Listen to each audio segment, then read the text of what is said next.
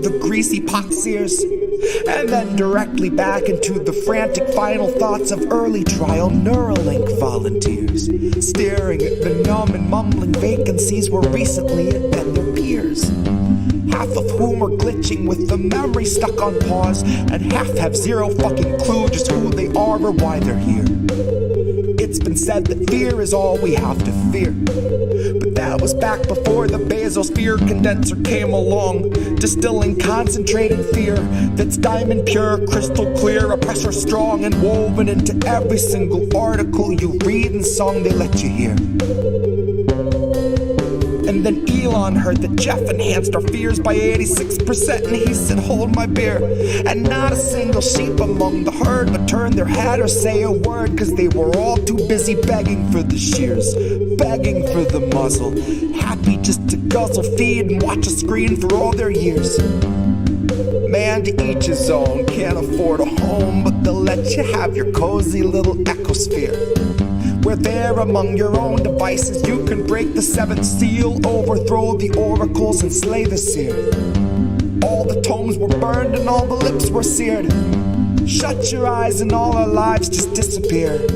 Now blink them twice. Welcome to your ecosphere.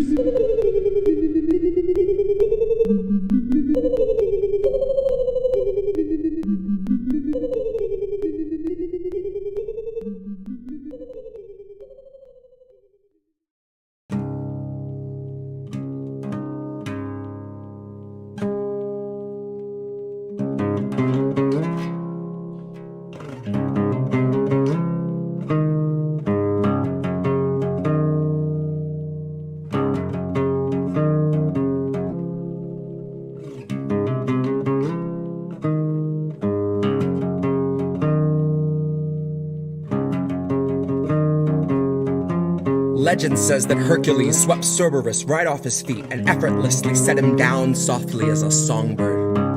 Atlas kept the world upon his back and every day wondered whether he could stand it any longer. And Tara Reid came out to say the man they tried to label the messiah of morality was really just another rapist. And I don't intend to hesitate when asked who was the stronger. Tara, like Assange, knew that carrying the truth would be the hardest labor. Tara knew that her assailant wasn't gonna make us any safer, and embarrass her would, and the self-styled titans of Survivor ad thoroughly on every station.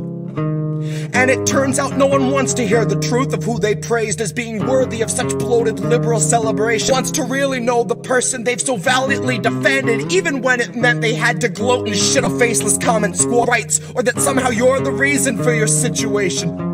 Somehow they've decided you should bear responsibility for what such monstrous men insist on doing. Somehow they're deluded by the empty, hypocritical, and useless fucking platitudes that bastard keeps on spewing. And I think it's very telling that the best of their excuses when they try to come and justify our president's abuses is a hearty butt Trump. In which case I'll remind you that you never saw the news attempt to sell us Donald Trump like he was morally upstanding or a decent human.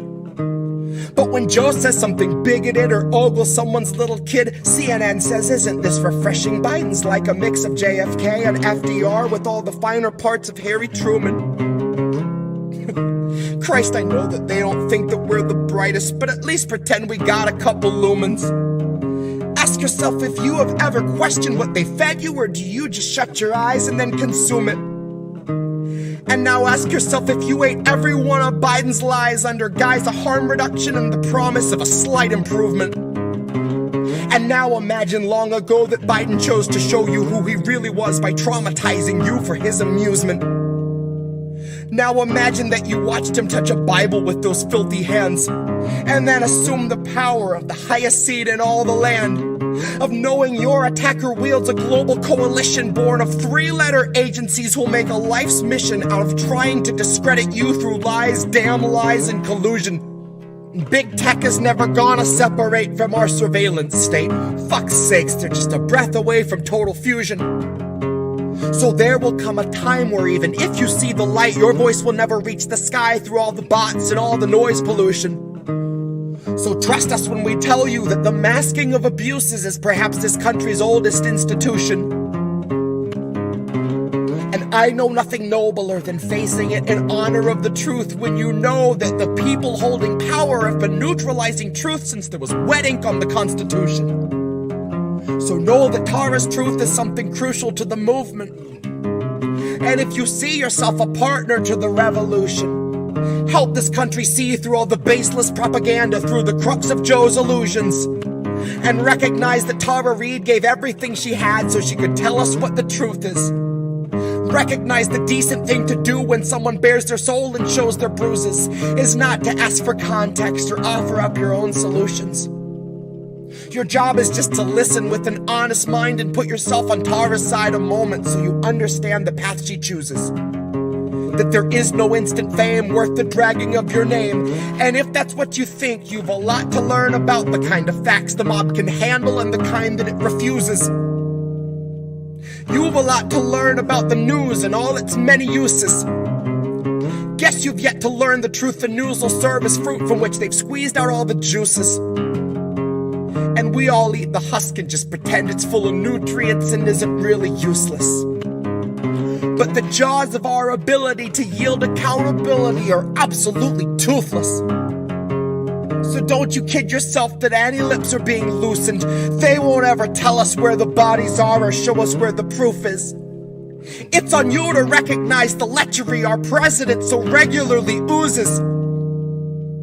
It's on you to muster up some honesty and ask yourself how Biden won your trust, but it's America that loses. Open up your eyes and learn to recognize the bruises. Open up your eyes and learn to recognize the bruises.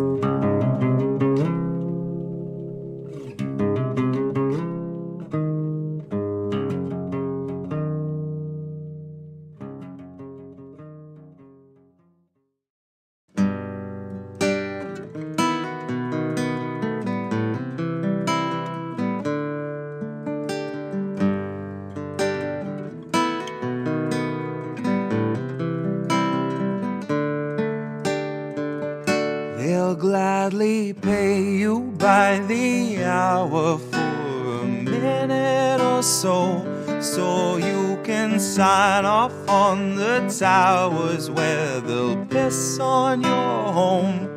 And if you feel like you're just powerless to answer them no, it's 'cause you are.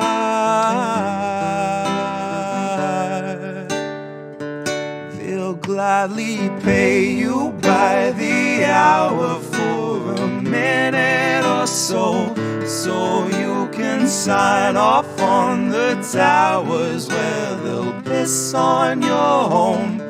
And if you feel like you're just powerless to answer them no, it's 'cause you are.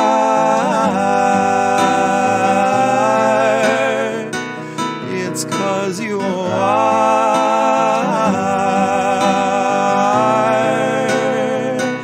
They'll gladly stagnate a living wage, snap the chains, bury it.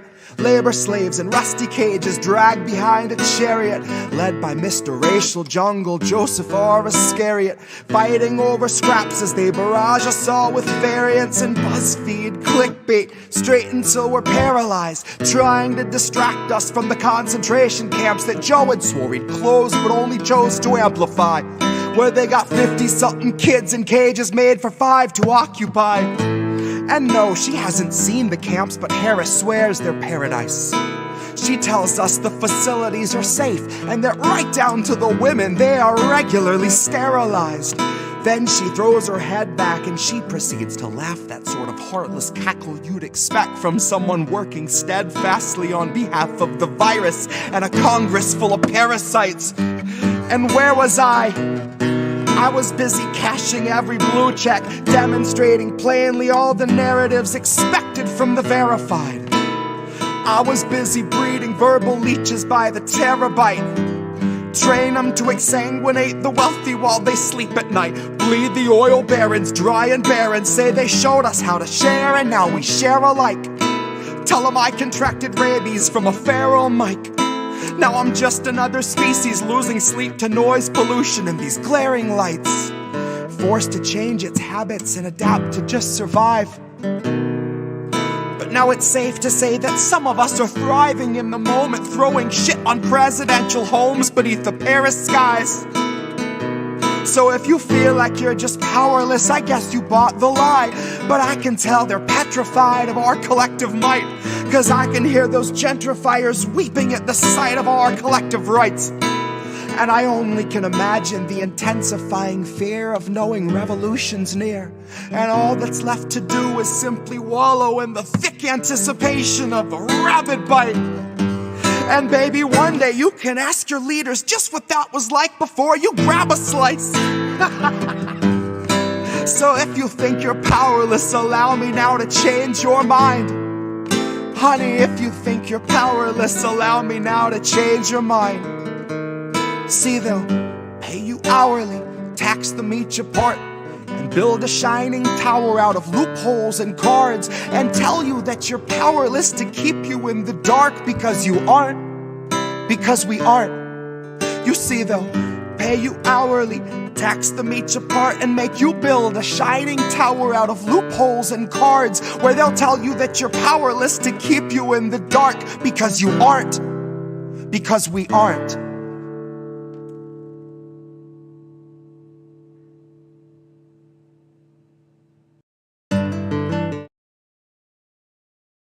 We want to have just an off-the-cuff chat between you and me, us. We want to talk right down to earth in a language that everybody here can easily understand. We're live. We did it. We pressed the buttons. We did it! Yay! Yay! Yay! Tommy somewhere! Yay! Yay! Yay. Everybody! Independent content creators. It's American tradition. It's indie.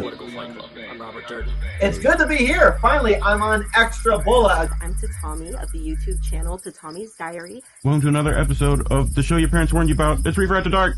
This is the Tommy Nation Politics. Hey guys, this is Tommy. Tommy Nation Politics. Welcome back, everyone. It's Politics is Survival. Hello, my name is Lucy from Blue Red Wine, and I'm very happy to be a founding member of INN.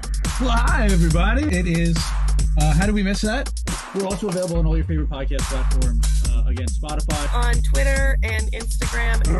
YouTube, Twitch, Odyssey, Facebook Live, Discords, and Telegram. And Also on Amazon, Apple, Google Podcasts there also. again, this is it. We use all these platforms to make sure that no one platform can shut us down. That's the other reason for diversification. They're trying to eliminate us. It's kind of cool the way that these indie media networks, they operate differently than these other networks in that you're going to get honest opinions, you're going to get honest commentary because we're not sold out, but you're also going to get a lot of like unique personalities. At Shutdown Amazon is now either co-opted or has explaining to do. In less than 1 month, he showed up to GQ, Teen Vogue, shaking Aunt POTUS's hand. I still always like to say thank you and shout out the volunteers and the people that actually make this show happen. I like it better than anything else. Yeah, we know, Nancy. We know. Guys, this is Tommy with Tommy Nation Politics. Free-thinking, innovative, and open-minded new independent progressive media. We'll see you next time. This was the Politics of Survival. You keep questioning everybody's motivations, and thank everybody for coming tonight, and we'll see you next week, and download the podcast. Right, everybody. Don't vote Democrat. Keep listening to what little birds have to tell you. Please wash your ass. Keep fighting that good fight out there, guys. I'll talk to you later. Who are these people? What's up, fam? It's me, Reef, and my co-host Hey. Collin for another episode of INN News. Fix the arm a bit because apparently I was a little low last week.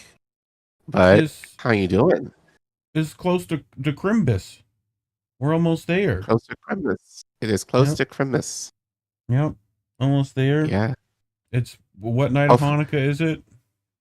It's like the fourth night, I think. Fourth Sunday, Monday, Fourth or third. Tuesday. Yeah, fourth today. Okay. So shout out to all the Jewish friends who are celebrating today and who are Christmas people who are going to be celebrating it over the weekend, and then our Kwanzaa folks who will be celebrating next week. But yeah, but how you been? I've been doing good. You have your shopping done? Yeah, generally. Not that it'll get here in time, but Yeah. that's the way cookie Yeah. crumbles. Yeah. So, but we'll see. We'll see how that goes. Stuff might get here early. You never know. So, but yeah. I think I got your levels right.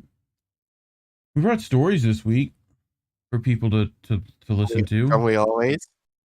Generally. What if we don't bring stories? Like, what if we just are here and have the other people bring us stories?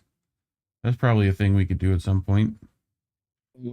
We said that though, and honestly, like a lot of the stories that I pull, not always, but quite often than not, I get them from Twitter, not necessarily from within our community, but I get mine from this lovely website called IndieLeft.news. You can get lots of great content on there. Great plug. I know, right? But yeah, you want to get into it? We got some stuff. Yeah. So yeah. So I want to start from the right. And we joke about this because Indy not called us out, but I mean I've said it, but it's very obvious as to which screenshots / what stories I pulled versus what Reef pulls. I bet you all can take a guess. Just looking at the screenshots, I'm sure a lot of you know by now, or that's kind of like a running joke at this point. But yeah, so I'm going to talk about how the Dutch are apologizing for slavery and their participation in colonizing my ancestors. So, I'm sorry.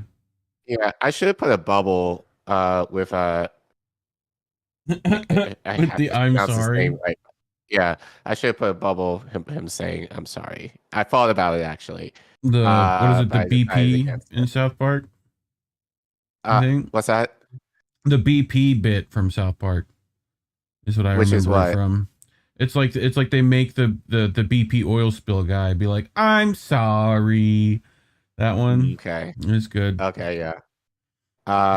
So yeah, we're going to talk about that because there were some things regarding the apology that Black activists are not happy with, and I agree with some of the sentiment. So we'll talk about that. And then below that, most of you know, or many of you know that I lived abroad in East Africa for a bit, and in 2019, I had the opportunity to visit Kigali, Rwanda, as one of my mentors who I met in Uganda lives in Rwanda. Well, he is Rwandan, so he moved back, and he invited me, and he invited me over for a few days in 2019. This was a story that actually kind of came out in April. I really wanted to report on it on my channel, Kamano Ukwano. Back then, I didn't, to my regret. But there is more talk about it now.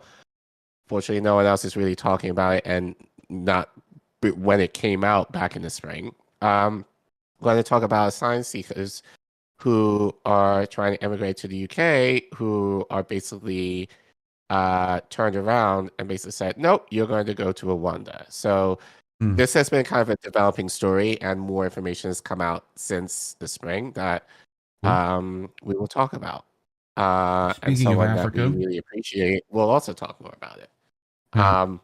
So what you got? Speaking of Africa, they're being used. I don't know if you know this. We've actually talked about it frequently. But now we're going last week. we're going to be using we're going to be using them. So, we'll I brought an RT article that explained a little bit more about how they're doing that. So that'll be interesting. And I wanted to showcase a little bit of Miss Caitlin Johnstone. And she asks, are you helping Iran? Are you? Or are you not? Well, I'm sure she's going to talk about it, but it's defining of you. Yes. Who is? There we go. Who is you? That's a very existential question. But no, this should be be good. You know, Yeah.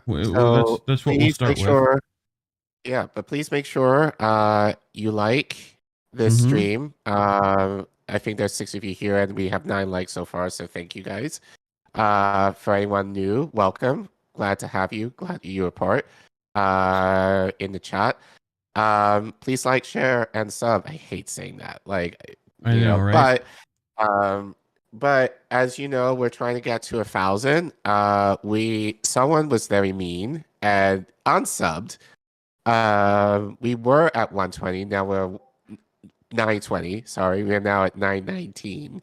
But yeah, so we're very close to hitting that 1,000. It's very possible, depending on what happens, that we could be at 1,000 by really by next week. Yeah, hopefully. But if all goes well. But I think more realistically, definitely like in January, I think it's what it's looking like at this point. But either way, the more subs we have, the monetization status we have, we're able to do more things as we're looking to grow the network and be able to do more stuff, more stories, support more behind the scenes work, people who want to be a part, that we can actually help them out a little bit. So basically we want to produce more content, and we're very limited to what we can do right now. So if you help us by subscribing and sharing, or minimum just liking, then we'll be a lot closer that we're able to do that. So and that'll be a nice Christmas present for us. So thank you very much, and thank you for your support. And I'm sorry that I might sound like I have a cold, because I do. So please bear with me. Care Bear has got sniffles. I do have the sniffles. We've both been. You heard me all week. Fucky, yeah. Like, away. So yeah, I think I have a screenshot of you in mid sneeze, which is is great. No. It just looks like you're very angry about something. That's what's funny. You're like, it's like the best. So we'll get to our first story this evening. Yeah. What I got buttons to click. So are you helping Iran? Have you been following this Iran story at all, with the protests and things like that? I know, but there's a lot of information that's coming out about this. We know Mo, who is for the Moz Frame on Twitter. I know he's reported out a lot about it, right? Because he's Iranian himself. I know Sadab Day has also reported a lot about Iran Richie's recently. Talked about it. Vanessa Beeley sent me kind of hard. When I asked about it, she was like, "Here, listen to an actual Iranian lady tell you what's up." And it was like an hour-long podcast, so I'll try to find that for people too. It's in one of my Twitter threads, so I'll look. But I just think for this whole situation, it's kind of hard to follow because there's just so much coming out at once. Yeah, which is Caitlin will get into it. So Caitlin states that you're not actually helping when you support protesters in empire-targeted nations.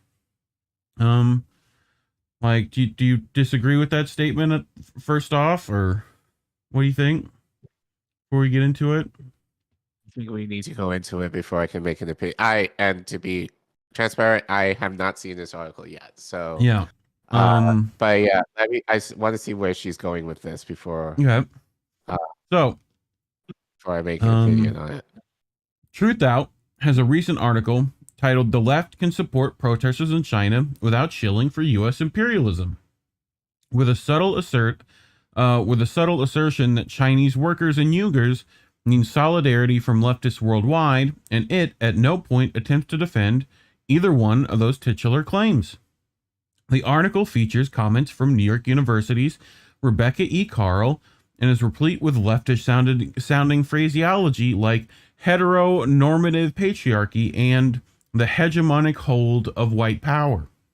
But what it does not contain is any attempt to substantiate the claim that the left can support protesters in China without shilling for U.S. imperialism, or the claim that they need solidarity from leftists worldwide. This is because those claims are entirely baseless, says Caitlin.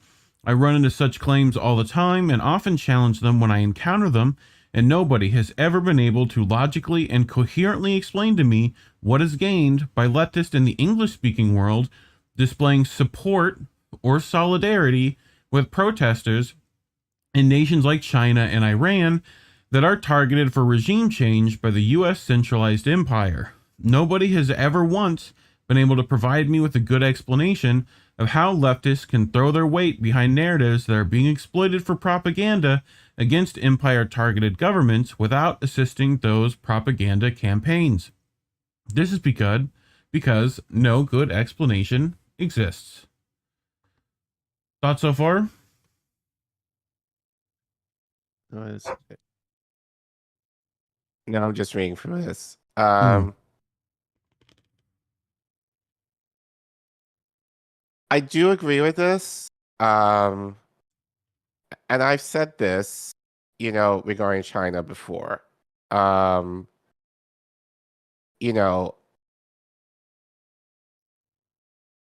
again, I want to be very careful with this because I know, especially with China in terms of Africa, as I've said on this podcast, like, I know a little bit about what's going on, but not fully in depth. And I will share my ignorance in that. What I know is more what anecdotally what people have told me. But the idea that we should support China in light of what they're doing as far as the initiatives, the infrastructure projects that they're working on, in countries in Africa, I feel like should be taken with a grain of salt, because at the end of the day, China is very much as capitalistic as they are in the West. And depending on the circumstance, like, it can look like the veneer of, they're actually doing, trying to support, the continent. But again, as I say, like, where do all the resources, or where does that profit go to? It's not necessarily going towards the countries that they're helping. That's going back to them, and and making them more profitable, especially on the world stage. And I'm sure you're going to talk about this later in terms of my next story, the U.S. The U.S. Africa summit that took place last week. This is more or less a part 2 of that. So, but here's yeah, the article from Truth Out. That they need solidarity from us. Without shilling for U.S. imperialism, which I think is what Caitlin mainly focuses on. So, she doesn't mean to single out Truth Out for this. Pushing leftists to help decry empire-targeted governments is something that's done all the time by Western leftist and left-ish media. Jacobin ran an article last month insisting that the international left must formulate a way to effectively express solidarity with protesters in Iran, and shock author Naomi Klein was recently making the same case regarding Chinese protesters as well. Anytime there are protests in an empire-targeted country, we are presented with official leftists admonishing us that we must add our voices to the mainstream fray in cheering them on. And it's always for unclear, inarticulated, argued reasons. It's generally framed as something that leftists should just assume is inherently true because it's presented with leftish-sounded jargon like solidarity, but nobody ever clarifies what actual concrete beliefs are delivered to protesters in empire-targeted governments by expressions of solidarity from the West, or how these benefits outweigh the negative drawbacks of helping to amplify condemnations of a government that the empire is trying to manufacture consent for aggression against. They generally don't even explain what they mean by solidarity. Presumably, they don't mean flying to those countries and providing them with hands-on assistance, or they would have said that. So what do they mean? Tweeting your support with the relevant hashtags. Feeling feelings of solidarity in your feely bits is the claim that if people voice expressions of solidarity with their voices and on the internet and feel feelings of solidarity in their feely bits, something good will happen. What is the good thing that will happen? What specifically is the material benefit being delivered? They never say. I could see the argument. You got something? I mean, I agree with that. It's just, I mean, this is basically Twitter in a nutshell. It's the idea of like, support this thing, support that thing. You know, like I stand for this hashtag, whatever. But it's like, but it's just very superficial, and it's just very like, you know, I could even say that for people with their support for Ukraine. Like, and I'm not knocking people who are, but do you know the nuances behind the situation as to why you should support it? Right. You know? So like, are you really getting in deep in terms of these issues that you claim that you support? I just feel like a lot of the hashtag whatever it is, fill in the blank, is just a way to be trendy without any of the substance. Yeah. And I think even with this case of Iran, you know, and I think for me that the reason why, like, not to say I've been following it, but it's been hard to follow because there's just so much information, but there's a lot of nuance. And I think in the streams I've seen with Mo, I know he did a stream with JB, like, what's being reported is not necessarily, I mean, it never is, but he could barely get through a like Richie video on it. It was like 5 minutes. Right.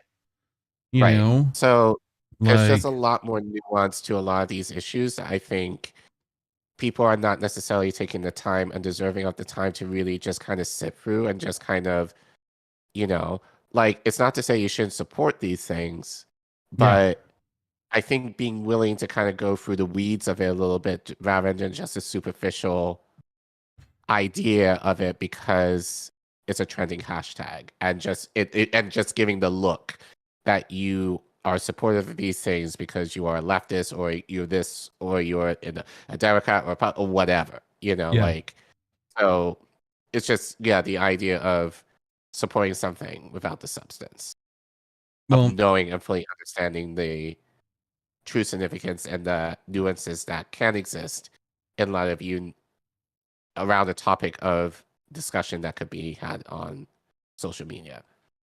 Caitlin continues, I could see the argument being made if we were talking about an issue that's not receiving adequate attention. Palestinian rights, for example, is an issue that has for generations been both ignored and actively propagandized against, and grassroots efforts to drag that issue into the spotlight have made it much harder for Israeli apartheid to continue with the kind of support it's going to need going forward.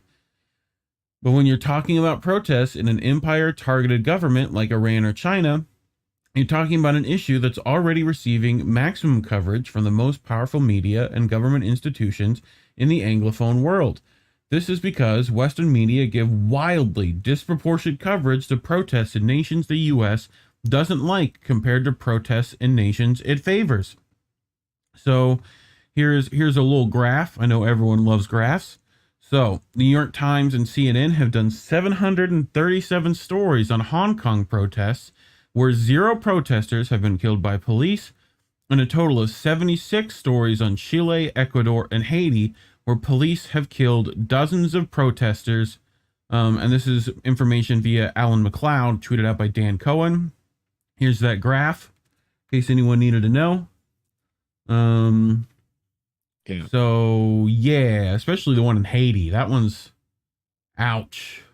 And we've talked about Haiti, I feel like, all of last month. Really. You know, regarding, like, I basically call it a coup there right now, and no one's really talking about that at all. So but it makes sense given its history that we've also kind of reported on. And the fact, as I say, you know, in Haiti, like in the West, you know, as you know, Haiti won its independence, you know, through revolutionary means. And the West, as I say, is basically giving, you know, putting Haiti in a perpetual hell because these Negroes managed to overtake the white people and will never ever let that go, essentially, for eternity, it seems like. So they're been in a perpetual state of like suffering, and it barely gets any coverage. Well, luckily we have Caitlin to cover some of it. If we get back to the Prez, here we go. You can't just conduct yourself as though these propaganda campaigns aren't a thing. If you live in one of the member nations of the U.S. centralized power alliance, you can just pretend your expressions of support and solidarity mean the same thing as if they were coming from someone in Latin America, Asia, or Africa. You're not the same.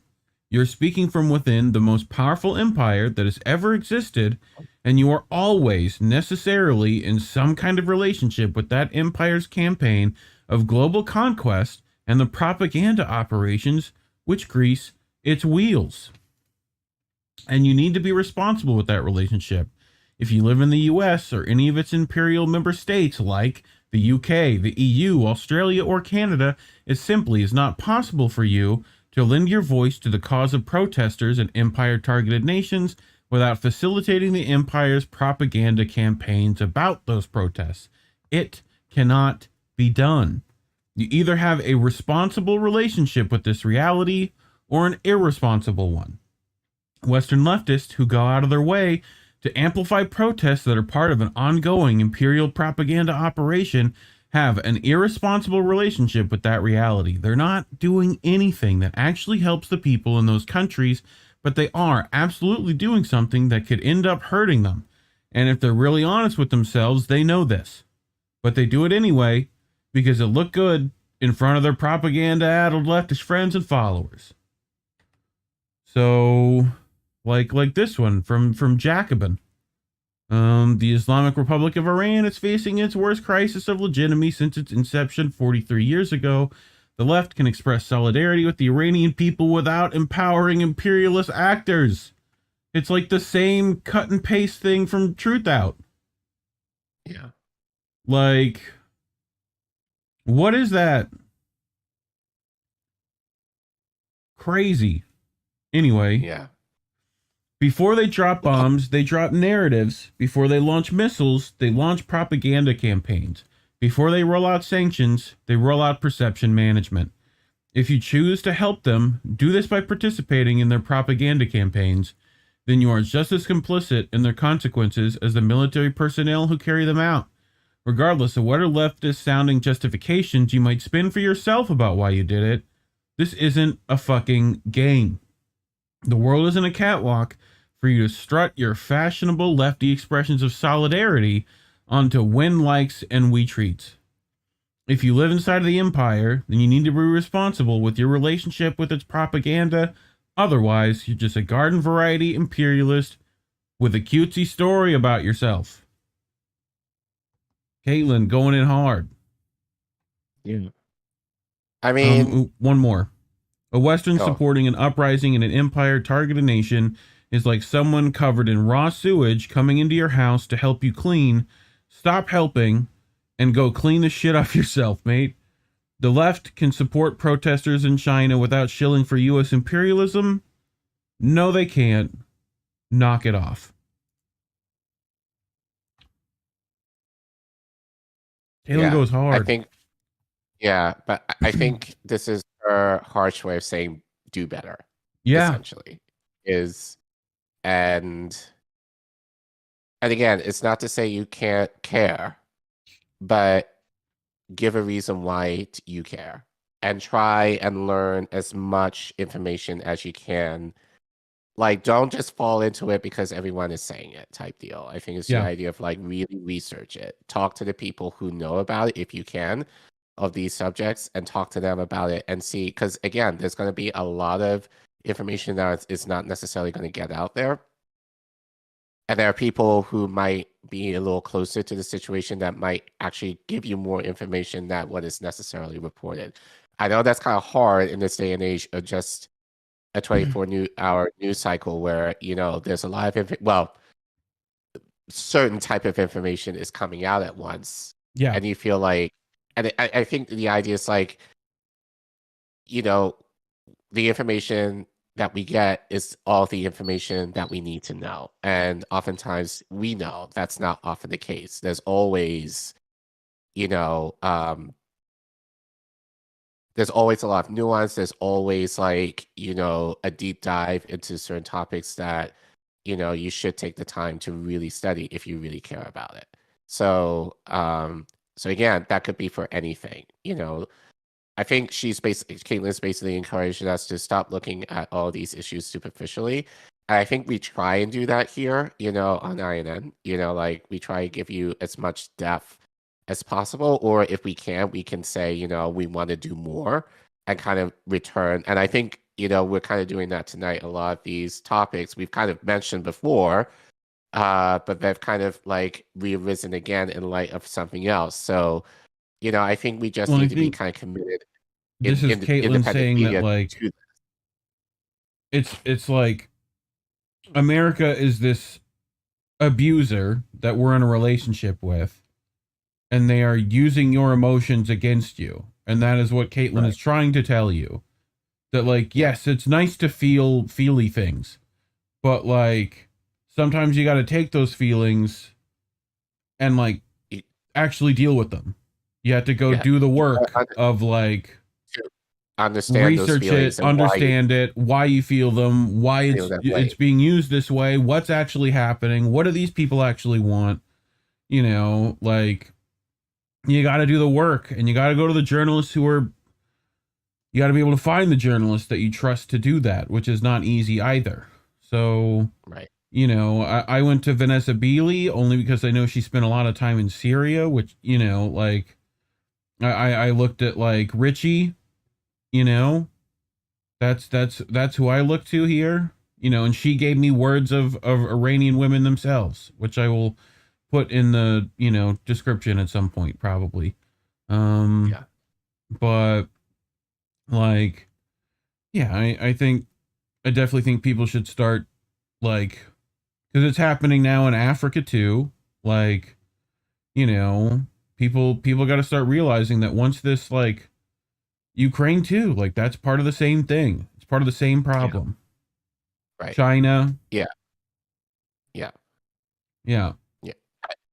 And I think, as I said, we need to be very careful in independent media, you know, like, I think because a lot of other channels kind of do this too, like, it's just a one-off story, you know, often not just kind of talk about it in the midst of what's happening in the moment as a trending topic, and then just kind of move on. And not to say you don't do it, but very rarely you might kind of come back to it again and kind of bring it with a lot more nuance, which, again, it's hard to do that, you know, you have to, like, do a focused show on it. Right. But I think, you know, and I think also for us, it's kind of difficult because, unfortunately, you know, for YouTube, that's what the algorithm favors. It's these trending stories that everyone's talking about that will get the maximized number of clicks.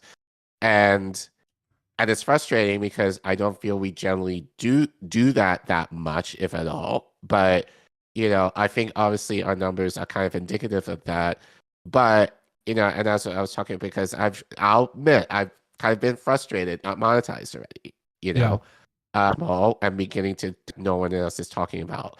We can and kind of talk about it another night, you know, in the trust to our audience to kind of show, like, we're not just doing this necessarily for, you know, for the likes and the views. We actually care about these topics. A lot of the stories there, or if we might be like, or it could be, which might be a disadvantage to some, but I think we want to make sure that we know that there's enough information that's out there before we feel comfortable in kind of talking about it, because we don't want to necessarily give you guys a half-ass, you know, segment, you know, based on something that might be potentially ongoing. And I think just even in these stories, you know, it's funny, I think just in this week, the stories that we chose, we talked about before, but there's now more layers to it that we can, I think especially with the story that I have coming up, we can build upon what we've shared already. So I think that kind of benefits us. But I think that's the discipline that I think Caitlin's also saying for the rest of us. And us included. Well, I try we need to pretty be hard in clear a to do story to that. not act like I know, you know, Right? because I generally Yeah. don't. Like, I'm like you guys. I'm trying to read this stuff to figure it out.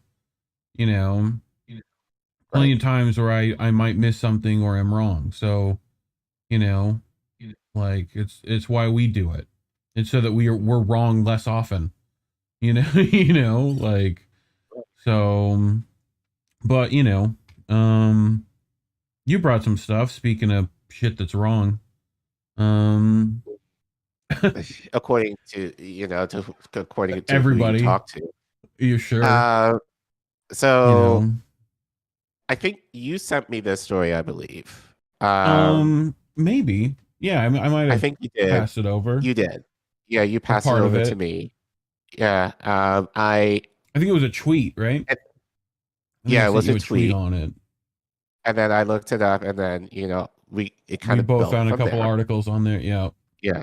So and it's surprising that no, that's not true. Mainstream media did report on this, but I felt like it went under the radar.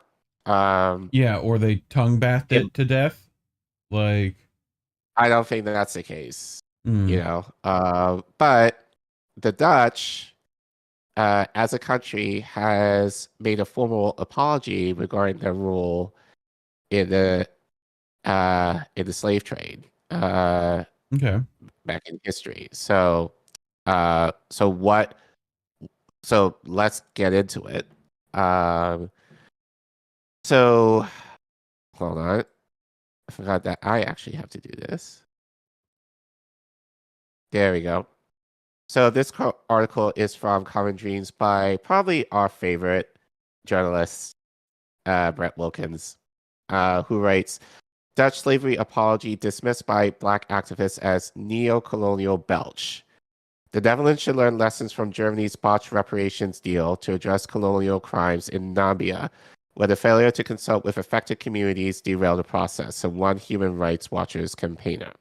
So he continues, while many activists welcome Monday's official apology by Netherlands Prime Minister Rutte, it's Dutch, I forgot the pronunciation, for his country's 250-year history of enslaving Africans, some Dutch advocates of African ancestry called the gesture ill-timed and insufficient.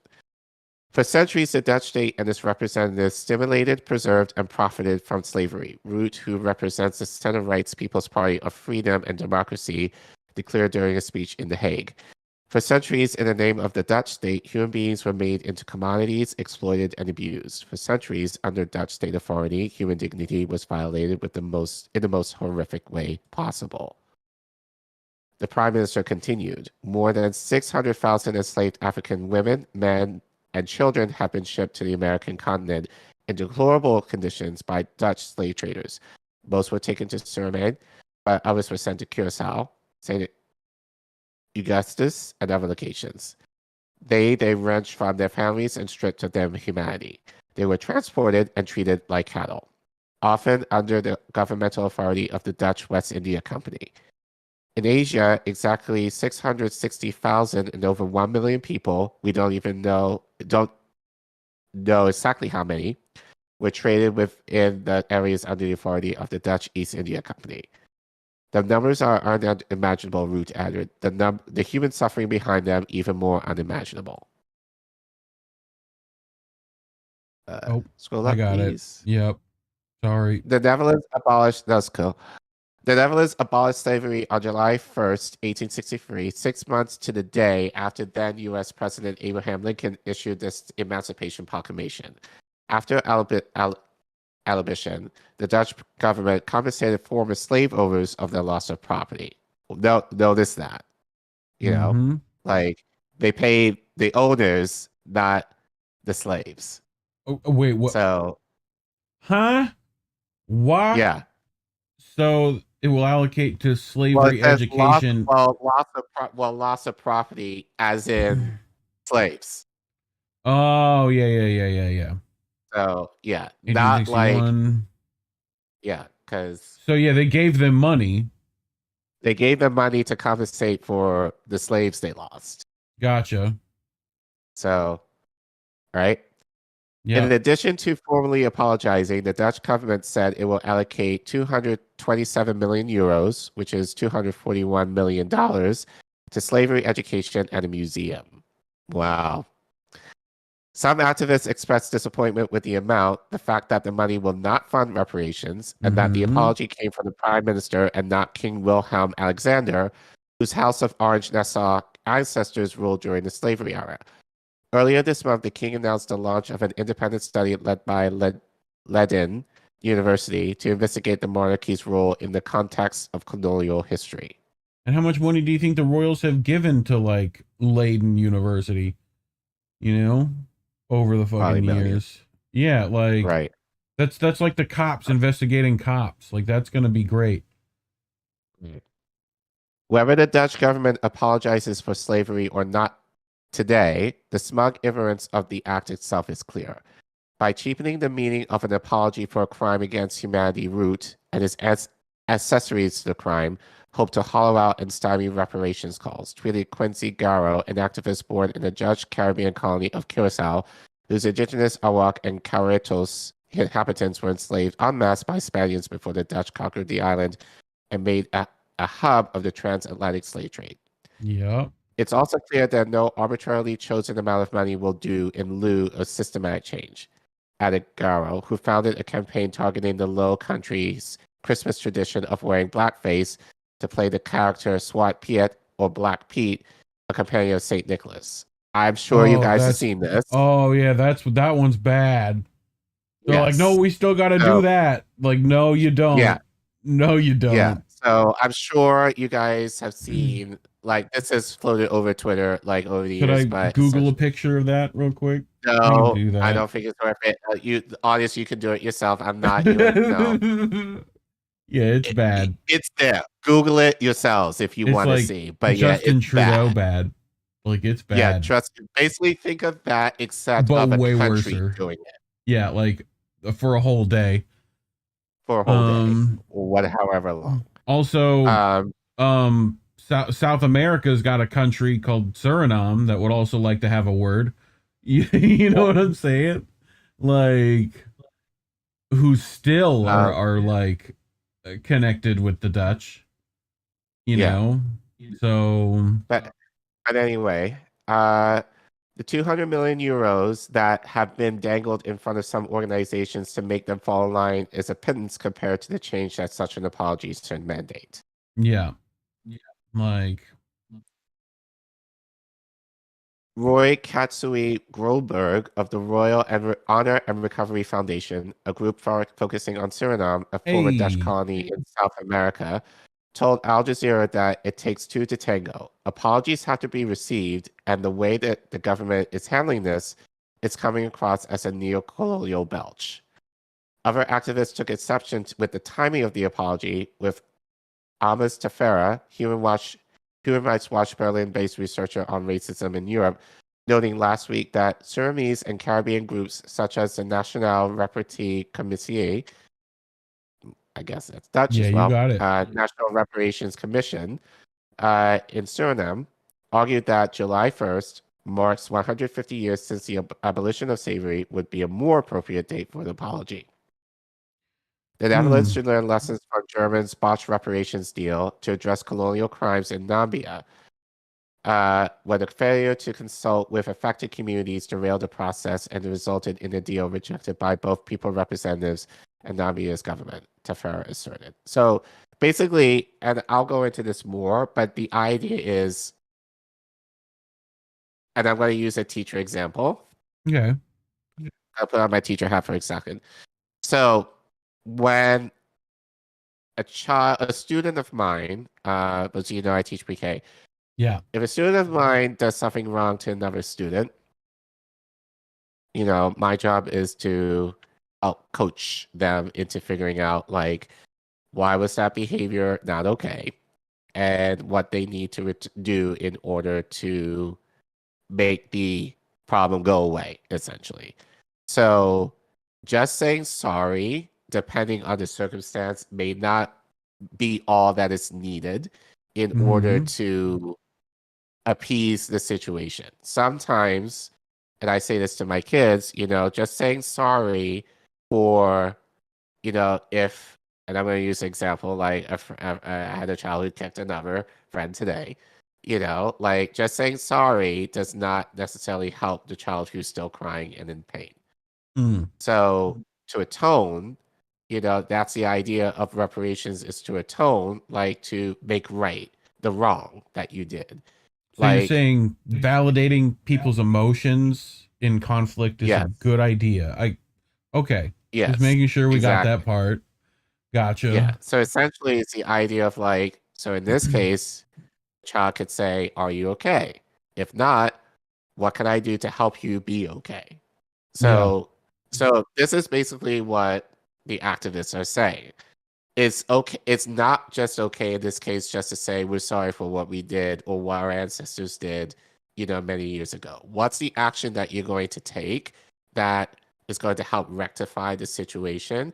And in order to do that, you need to talk to the people that affects. Yeah.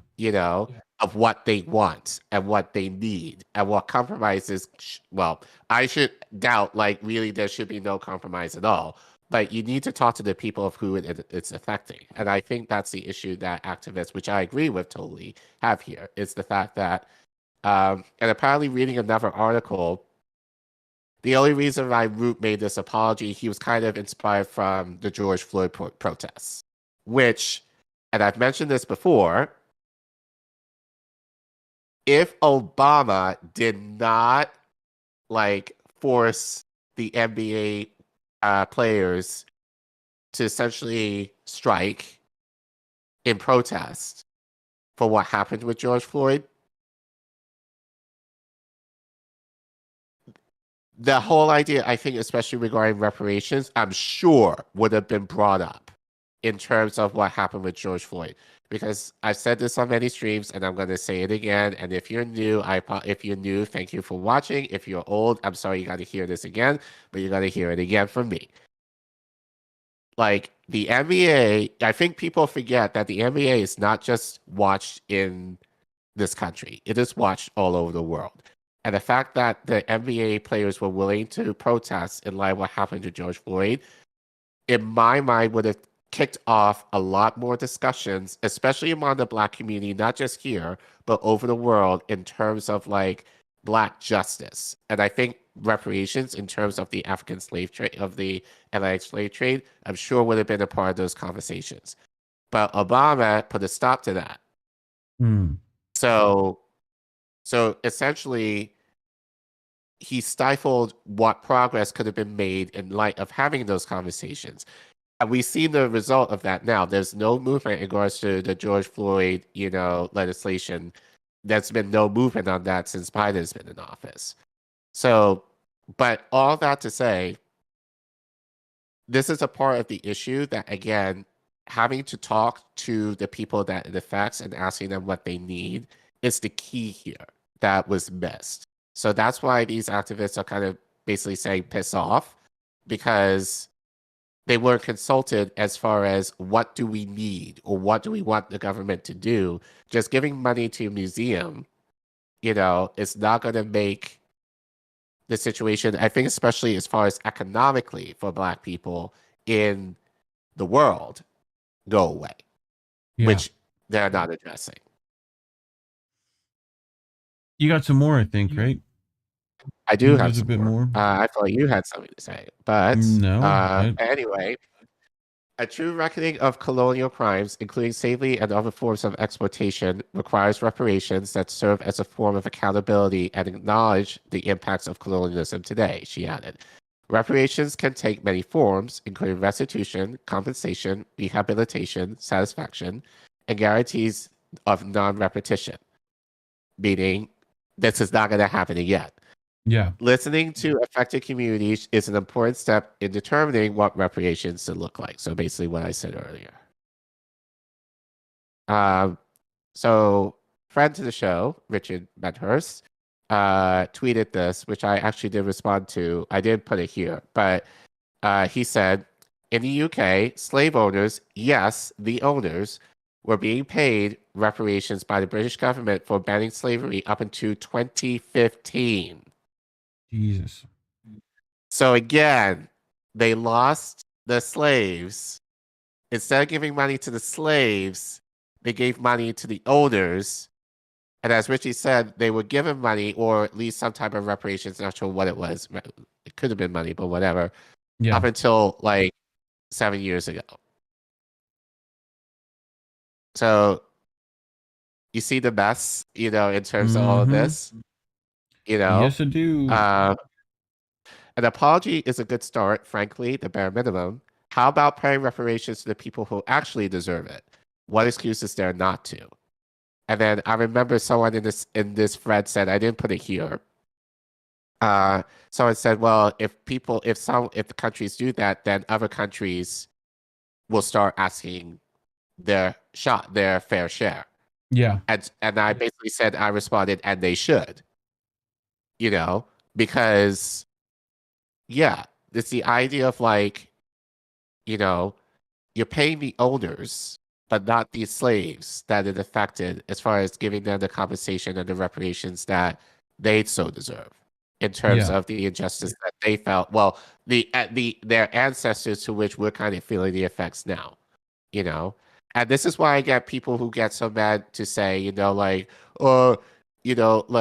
Black people don't deserve reparations because they're a lot better off right now, and we can't claim like you can't cause fault to the people now because they weren't a part of it. Well, you still benefit. That's the problem.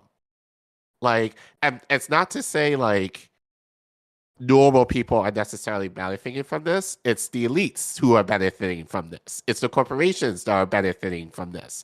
It's the big banks that are benefiting from this.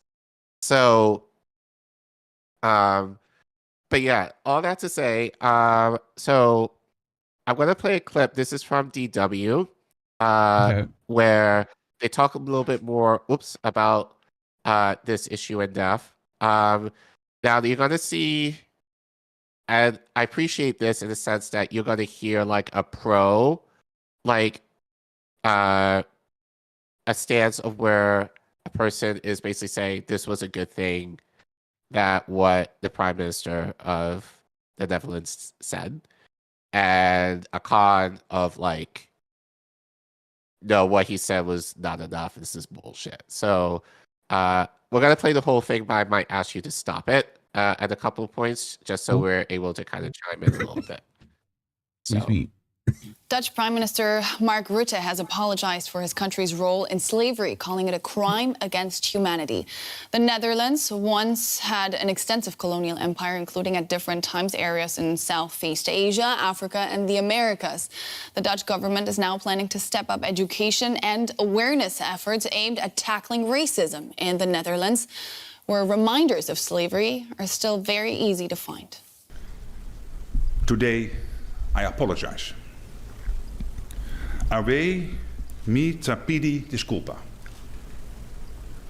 Tide, mi vani, taki, pardon. Pardon? Today, on behalf of the Dutch government, I apologize for the actions of the Dutch state in the past.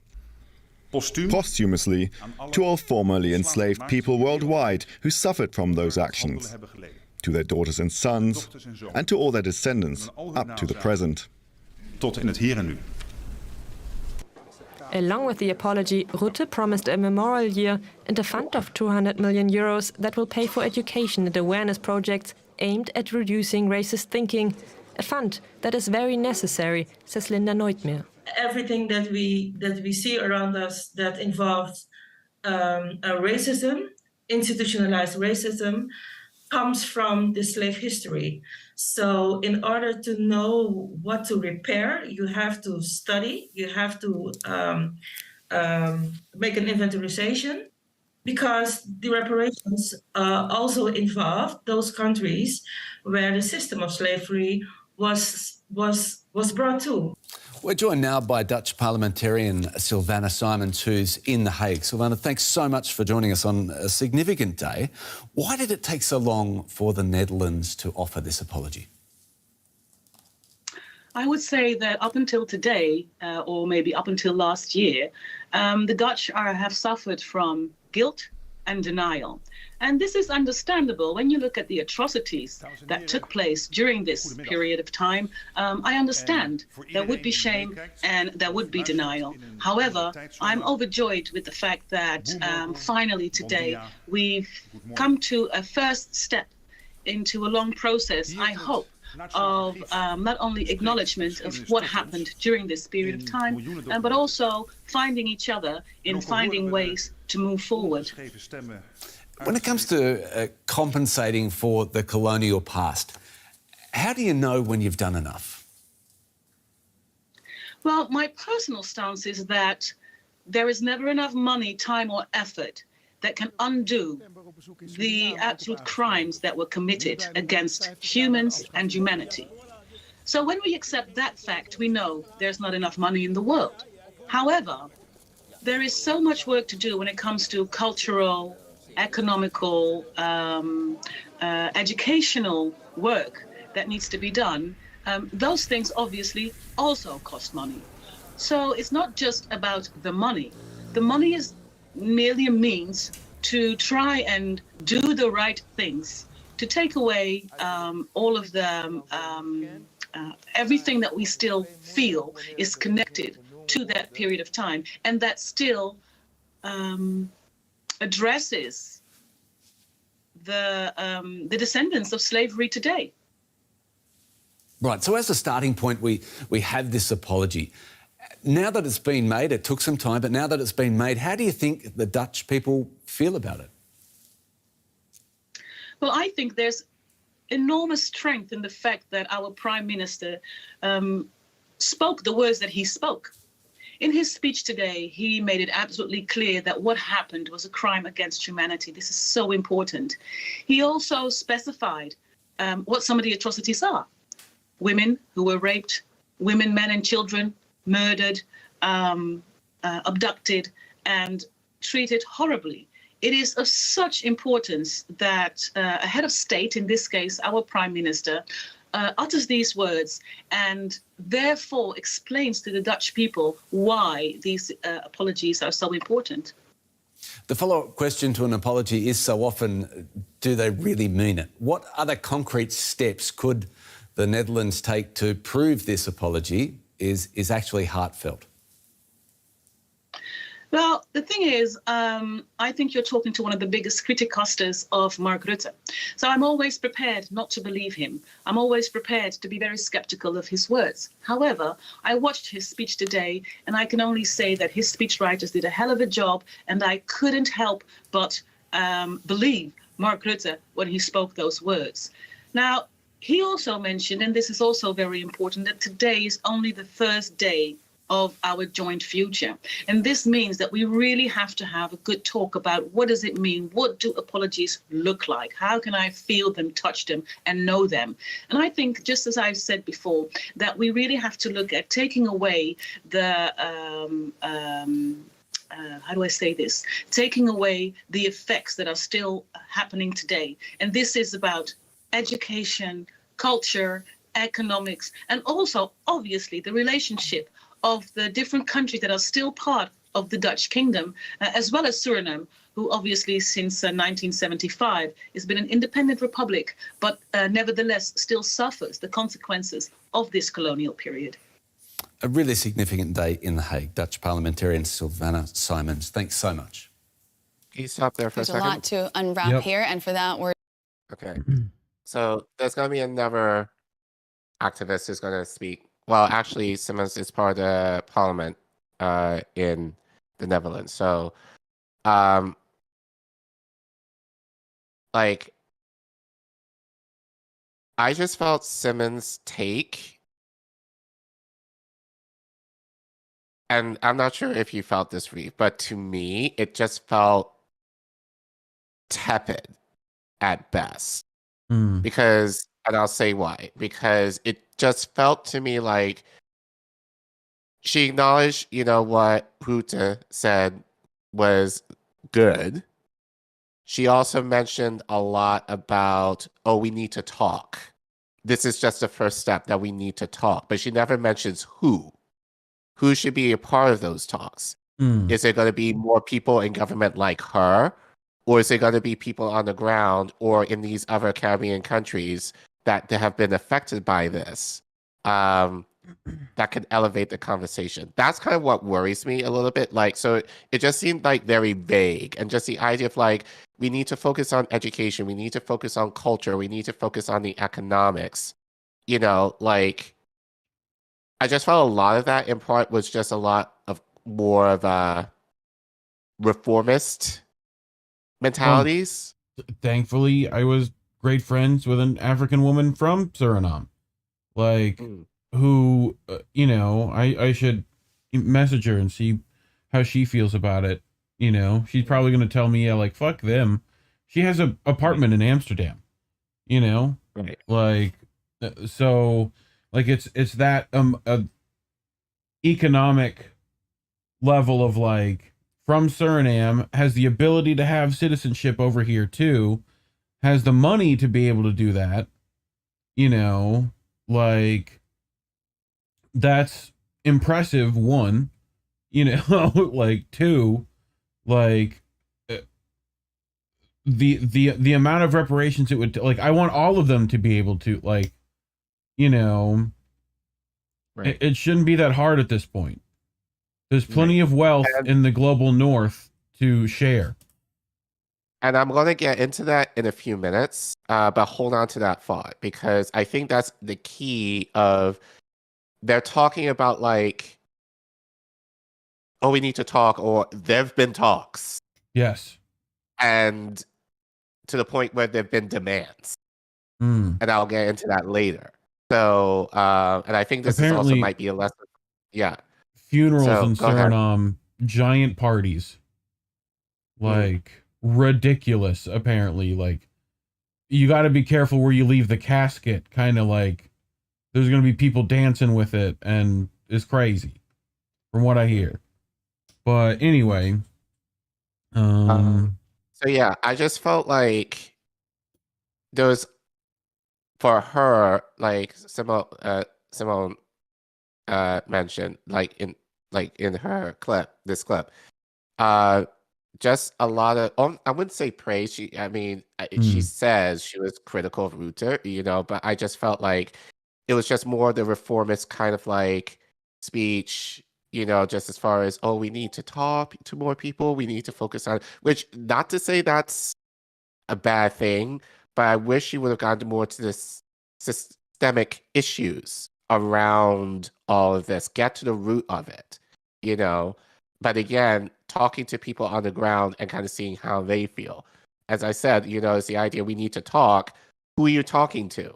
You know, are you talking to people like me, or are you talking to people like you who may not necessarily honestly believe truly of what true reparations should be, you know? And then it's just the idea of like, we need to educate more and like all this kind of stuff. Yeah, that's a part of it. But again, I just feel like that's a lot of reformist type thing. Like, do right, you know, just do right. Like, do this. Who is this lady? So this is ladies. Shoot, I forgot her name right now. But I think so. I said this is kind of more before, like more of the pro. So this is probably more of the con. Okay. So I think she will lay in more of what she feels in regards to the Netherlands apology. So you can and that pro wasn't even that good of a pro. So no, the con's gonna be okay. Buckle in, kids. Yeah.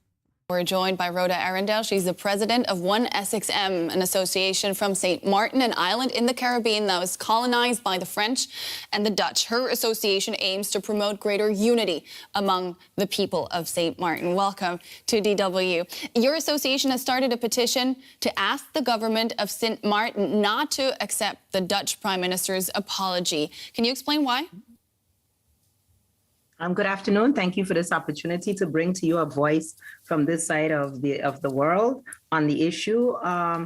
Primarily because we didn't expect the way it was pushed that the apology would be a sincere apology or a legal and valid apology, as we have been asking for years now. And after hearing it today, we are convinced that it does not measure up to the standards of what an official legal apology should look like. What should the Netherlands do to prove that this is a sincere apology, a legal apology, as you say, and that they really do want to make amends? Well, one of the things, if you study the CARICOM 10-point agenda that we've been suggesting to our governments in the region with regards to how we begin with apology, if you even look at that, one of the things that we recognize is that reparations ought to be part of the conversation, right? If we're speaking about reparatory justice. The mere fact that the Netherlands government has already said that we will have a discussion about an apology, but we're not going to be discussing reparation, that's already a false start. That means they're not sincere, they're not looking to repair, to restore, or to compensate. And the discussion that there's going to be 200 million euros set aside for awareness says to us it's almost an insult. So where do we go from here? What should the next steps look like to include you and your community in the process and achieve something like reconciliation, if there can be such a thing? That's a good question. Well, for us, it's not up to the Netherlands to decide. As far as we are concerned, as far as ONE-SXM is concerned, this is a process that has been ongoing in the Caribbean. In 2013, the CARICOM heads of government set up their reparations commission. St. Martin does not yet have an official reparations commission, but ONE-SXM has filed to become an official member of the CARICOM Reparations Commission. That's for us is a first step. We are busy doing our own research. We have implored our government to set up a reparations commission officially, and we've asked our parliament to engage in discussions with the people in St. Martin. That's where we start. As far as we are concerned in ONE-SXM, we don't care what the Netherlands does. The Netherlands is going to do what the Netherlands often does, present an agenda in the interest of the Netherlands, regardless to how it affects other people. This is why we're having this conversation today about reparations and slavery and apology. Had the Netherlands not operated from a place of greed in the interest of the Netherlands, we would not be here having this conversation today. So we're saying, let the Netherlands do what the Netherlands does all the time. We in St. Martin, in the Caribbean, are busy with our own study, with our own research. We do not wish to be rushed into it as it was done with the Netherlands. There was no discussion with St. Martin when the report was written. The report on which the Netherlands is basing this apology, the Netherlands has not yet said to us why the magical date of December 19th, which was just revealed within a few months, that now this official apology. So nowhere in the process will we engage in the conversation of what the apology should look like, or when it does come, how we are going to be involved in getting to reconciliation, as you mentioned.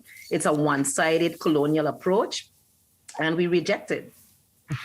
You know what I keep thinking about with this whole, what she's saying? You know that "It's Too Late to Apologize" song? Yes. Yeah, that's what I'm getting. Like, yes. It's too late. But she brings up a good point, and I actually have it here because she mentions, and I mentioned, like, the Netherlands did this apology without mentioning, what's their plan moving forward. And guess what? There is. Hey, look at that. Yeah.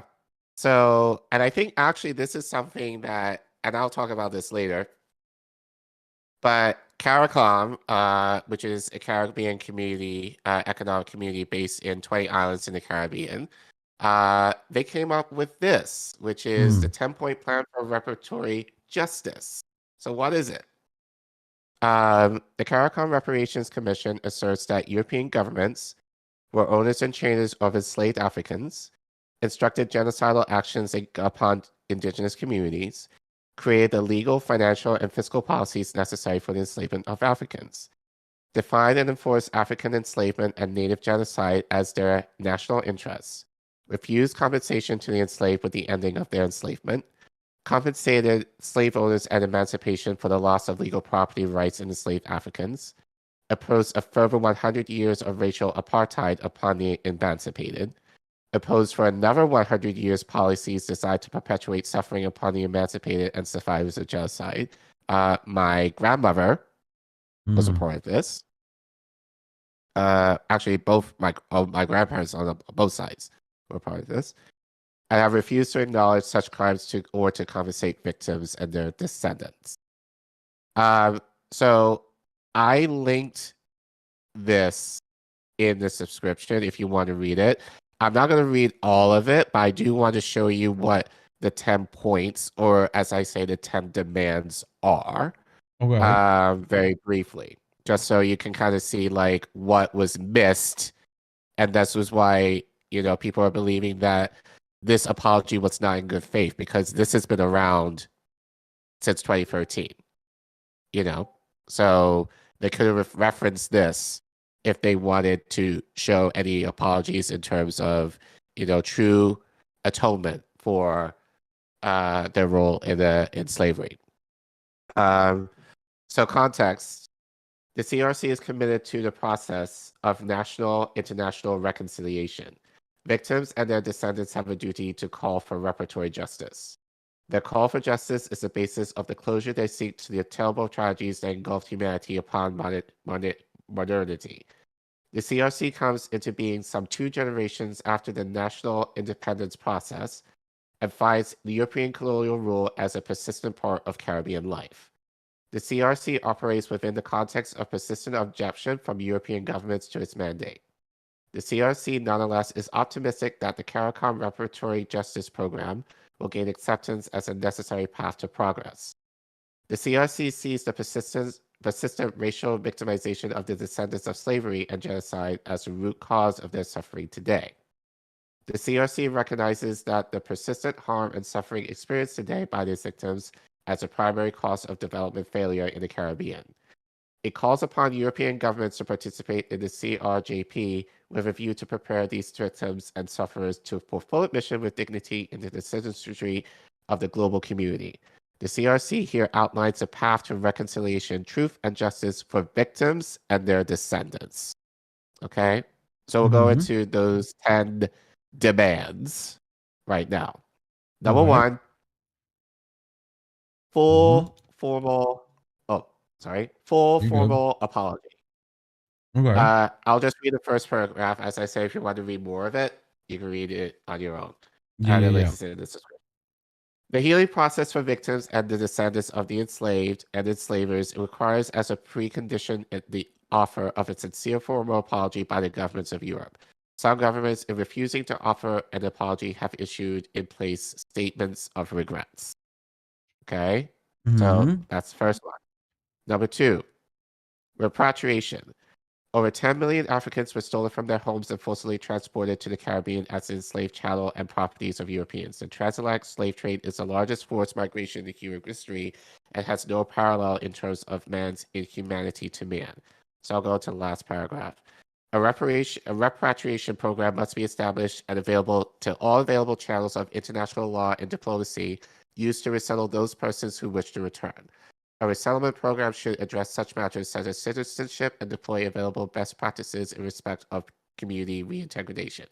In other words, most of my ancestry in Africa is in Nigeria. Basically, this is saying if I wanted to return to Nigeria, I should have the means to and be able to kind of reconnect with my people there without any issue. Right now, if I wanted to go to Nigeria, at least to visit, I would need a visa. Right? So, but this is basically saying I have a right to return to the land where I was taken from. And if I choose to live there, then I have the option to do that. So basically, that's from. Number 3, indigenous peoples development commanders were given official instructions by their governments to eliminate these communities and to remove those who survive poems from the region. The University of the West Indian, a development program is required to rehabilitate this community. So it's talking about Indians and even Africans getting there. Number 4, such as museums and research centers, in order to prepare their citizens for understanding of these crimes against humanity. descendants of having no relevant institutional systems for which their experience can be scientifically told. So basically, having opportunities for students in the Caribbean or people in the Caribbean to know of their history through cultural, like more museums and like whatever else, more programs to offer more resources or education towards knowing that history. Yeah. Number 5, public health. The African descended population in the Caribbean has the highest incidence in the world of chronic diseases in the forms of hypertension and type 2 diabetes. We'll go at the bottom.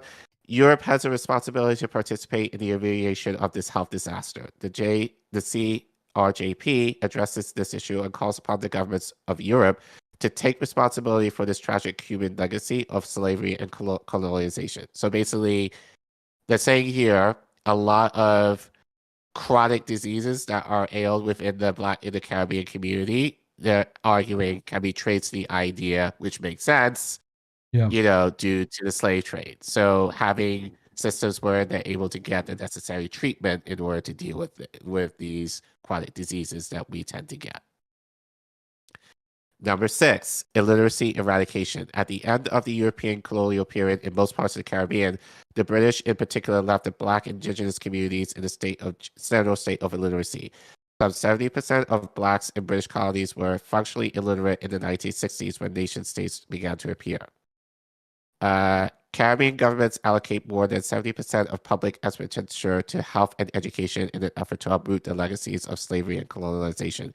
European governments have a responsibility to participate in this effort within the context of the CRJP. So support in education as far as literacy and social alienation from identity and existence and of historical self, Africans have belonging. Such projects as interaction are required in order to neutralize the void created by the slave voyages. So basically more knowledge, their place within the continent. Number 8, psychological rehab. For over 400 years, Africans and their descendants were classified in law as non-human, chattel, property, and real estate. They were denied recognition as only a greater Caribbean integration designed to enable the coming together of the fragmented technology transfer. For 400 years, the trade and production policies of Europe could be summed up in the British slogan, "None nailed is to be made in the colonies." The Caribbean was denied participation designed to extract maximum value from the region and to enable maximum wealth accumulation in Europe. Go to the last paragraph. Generations of Caribbean youth, as a consequence, have been denied membership and access to the science and technology culture that the world's youth privileged. Technology transfer and science shared for development must be a part of the CRJP. So basically more involvement in science and tech to make more of a demand, especially in the global stage. And number 10, debt cancellation. Go ahead. Oh, I was going to talk about that psychological rehabilitation. Knowing the African country of Wakanda, magic herbs do quite a bit. So, hopefully, like that is part of it. Right. Right. So, number 10, debt cancellation. Caribbean communities have emerged from slavery and colonialism, have inherited the massive crisis of community poverty and institutional unpreparedness for development. These governments still daily engage in the business of cleaning up the colonial mess in order to prepare for development. The state cycle property belongs to the imperial governments who have made no sustained attempt to deal with debilitating colonial legacies. Support for the payment of domestic debt and cancellation of international debt are necessary reparatory actions. So like I said, this was been here. And actually, I know I went a little long, but I think it's important because, like I said... Yeah, I've never heard, not to cut you off, but I've never heard, when talking about reparations, I have never heard actual things. Demands. And I think I'm glad you made this point. And this is something that I want to end with in this segment, is in terms of... And I think I've said this on stream before. Like, I've been told by African Americans in this country regarding reparations that when they're talking in regards to me, you worry about yourself. We'll take care of our issues here. Yeah. Now, people in the chat, you can correct me if I'm wrong, but I don't know of anything in America where there's something like this. In terms of like, who put that together? We talk about reparations all the time, but we don't have anything like this that kind of says this is what we're demanding. And I don't want to say just money because I think people automatically think money. You saw what they have in this statement. There's stuff in regard to education. There's stuff in regards to cultural issues. There's stuff in regards to mental health. There's stuff in regard to science and tech. There's stuff in regards to debt cancellation. These are the things that I think, and this is what kind of frustrates me in regard to reparations. Like, people think or just kind of limit to what's happening in America. When, as I keep saying, like, reparations, especially among the Black community, is a global issue. And so I'm very proud to say, being of Caribbean descent, this should be a template for what America should be doing. And this is kind of why, and I thought about this morning, why hasn't the Congressional Black Caucus put out something like this? I wonder. I wonder. Like, this should be on them to create a like, it doesn't have to be the same, but there's a benchmark here. And I wish this was highlighted a lot more, because I feel like, especially in the Caribbean, like, people kind of dismiss the Caribbean. It's like they're not doing anything. We have something already in terms of what reparations should look like. Now, it's not to say I agree with everything here. There are bits and pieces that I feel like could be tweaked a lot more. But as the activist was saying, this is like a working document. This is studied. This is continuing to be studied. I'm sure this will kind of be edited and changed as time goes on. This is something that people, and I feel like in the States, should be working towards, and we don't have this here. So this is why I kind of say, to Black people living here, you need to kind of look at it from a global scope, because there are ideas like this that are happening. I never even thought about well under your nose, literally, and you kind of dismissed it because it's like, oh, you didn't make it, but the Caribbean is kind of ahead in this, and this is something that they can make a list of demands right now. Now you can argue one of their demands was like, okay, you want us to go back? like that's one of their demands, which is fucking like. Sure, send us. Right. Like, yeah, it's like you joke about send us back. Okay. Oh. Okay. Make us a way for us to go back if we want to. Like, legit. I shouldn't have to use a visa in order to get into the country of my ancestry. I should have a right to go anyway, because I can prove that my tribal ancestry is partially based in Nigeria, But all that to say, I think, so again, I kind of agree, overall, just to sum all this up, I think Caitlin kind of mentions this, like from your other segment. Yeah. Like, you have to speak to the people, like, don't just kind of go into like these issues and be like, I support reparations. What does that mean? Like, I find that specific. It's like with reparations, I think the first thing that, like people who are against it is like, well, why wouldn't everyone get that? And it's like, okay, do that. Right. Do that and then. Then. As we said, we make the argument, why should people get the reparations? Because corporations have been getting reparations. Yes. They've been getting reparations since. Well, and like make it possible for, like, I would love to travel. That solves the problem if they have the means to get there. That's part of their... you can meet the demands in multiple ways. Like, So just meet them. Try. Yeah. So I think all of this. So, and I'll say this now. Like I've been talking, I want to talk to RBN, and I need to do this. So this is actually a reminder of this. So Jason Rodriguez said, so universal reparations is acceptable? Yes. Yeah, I'm gonna go with yes. It meets the demands. I don't think anyone would be like, nah, we're not gonna do that. Like the people that don't want to do that is the people that don't want to do the first one. So and it doesn't, and I'm saying this, it doesn't have to be connection to Black, and like look at CARICOMs. Like they're including the indigenous population in there. Right, you know, illiteracy. Let's make sure everyone has education. Like, I think that's the thing that gets like.